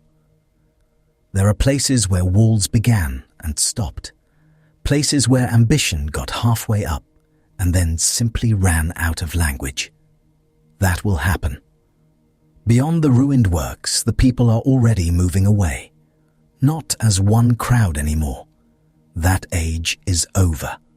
They go in knots and families and uneasy little bands, carrying bundles, tools, children, grudges, seeds, cooking pots, and whatever scraps of order they can still drag with them. You hear different voices now in the distance, different rhythms, sharp sounds and soft ones, words colliding like carts in a narrow alley. The world is spreading out. A woman ties a child to her back and points toward a road nobody took last season. Men wrestle a cart free from mud while arguing in sounds that only half land on one another's ears. Someone laughs at the wrong moment and gets glared at for it. Somebody else cries from pure exhaustion. Human history continues in the usual glamorous way. Sore feet, bad tempers, and logistics. The languages multiply anyway. They go over rivers and through passes, into valleys and coastlands, over dry plains where your lips crack, and marshy places where insects regard your blood as a community resource. They spread into tents, huts, courtyards, harbours, walled towns, and little farming villages, where people look at newcomers with deep suspicion and one hand near a stick. Each place gets its own sounds, its own curses too, which is very human. The first thing people seem to learn in any language is how to complain when something heavy lands on their toe. And Babel stays behind like a bad idea that refuses to die completely. The tower does not reach heaven. The city does not hold the world together. Nimrod does not become untouchable after all. But his kind of dream lingers. You can feel it even here, with the reeds whispering at the edges of the plain and the broken top of the works open to weather. Build higher, gather tighter, make it massive, make it visible, make it impossible for anyone to ignore. That impulse survives like a coal under ash. Years pass. The bricks sink deeper. Rain works its way into cracks. Summer bakes the outer walls until they split. Winter damp creeps in and loosens mortar. Lizards sleep in crevices where officials once strode around with clay tablets and terrible confidence. Grass pushes up through packed earth. A fox trots across a fallen stair at dusk, pausing to sniff where men once bragged about storming the sky. The fox seems unimpressed. Birds nest in beams no one bothered to take down. Their droppings stripe the wood. Their chirping fills spaces once occupied by commands, threats, and the thud of labor. Nature has this irritating habit of returning after human beings declare themselves permanent. Give it enough time, and even the proudest project starts looking like a ruin with bird problems. Nimrod's name lingers longer than his buildings. It passes from mouth to mouth, changing shape as names do. In one place, he is the great hunter. In another, the king who gathered men into cities. In another, the proud fool who aimed mud at heaven. Around fires, under tents, inside smoky rooms with cracked plaster and stew boiling too long, people still speak of him with that mixture of awe and side-eye reserved for men who were obviously impressive and obviously exhausting. You know the type. The man enters a room and everybody straightens. He makes things happen. Roads, walls, armies, storehouses, towers. He also makes stomachs tighten. He leaves monuments behind and restful sleep in short supply. Centuries pass. Sandals change style. Empires switch logos. And still that sort of man keeps showing up. Babel changes outfits. That is the part that clings. You see it whenever people start believing height means safety. Whenever a city swells and says to itself, now we cannot be touched. Whenever rulers gather crowds and promise greatness while somebody else hauls the bricks.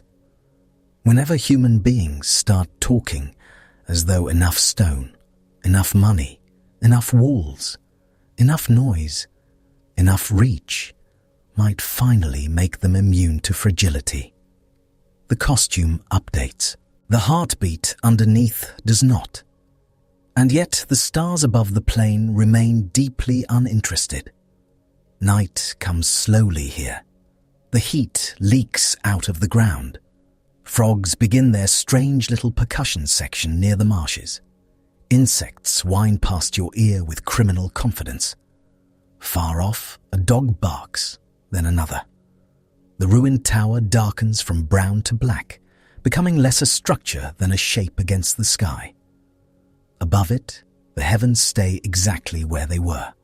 No scorch marks, no scratch on the gate, no sign that all that mud and muscle ever threatened anything beyond the patience of those forced to build it. The stars look down with the calm of things that have never once been impressed by scaffolding. That quiet does something to the place. It gentles it, not by erasing what happened, but by putting it in scale. Men sweated here. Men boasted here. Men terrified one another here, and dreamed absurd dreams here, and drove brick on brick until their backs screamed. They wanted permanence. They wanted a name that would outlast weather, distance, and death. What outlasts them is different. A warning outlasts them. A memory outlasts them. A handful of buried bricks outlast them too, which is almost rude. You crouch and pick one up. It is heavier than it looks, gritty against your palm. One corner is chipped. The bitumen on its side has gone brittle with age, and when you press your thumb to it, a little black flake breaks away. This was once part of somebody's grand ascent, a unit in the mighty plan, a proud component of humanity's very first attempt to file a change of address notice with heaven. Now it fits in your hand. You set it back down. The wind moves through the empty frames and broken stairs with a low sound, almost like breathing. Reeds bend at the water's edge. The plain cools. Somewhere beyond sight, families keep walking into their separate futures, carrying words that will become peoples, songs, markets, stories, and prayers. Cities will rise again. Walls will go up. Towers too. Human beings will remain very committed to the idea that one more layer might do it. Still the sky holds. Still the earth takes back what is made from earth. Still ruined bricks sink, slowly and without drama, into the mud from which they came. And Babel endures, not as a tower now, but as a temptation, as a memory, as the old itch in the human heart to build high enough, gather tight enough, shine bright enough, and finally feel untouchable. The night deepens around the abandoned works. The marsh water reflects a torn strip of starlight. The last heat leaves the bricks. The wind keeps moving through what remains, patient as ever, touching scaffold, reed, puddle, stone. Nimrod is gone. His city is broken. His tower never reached what it wanted. But the story stayed. And somewhere, under newer names and cleaner plans and taller walls, it still does.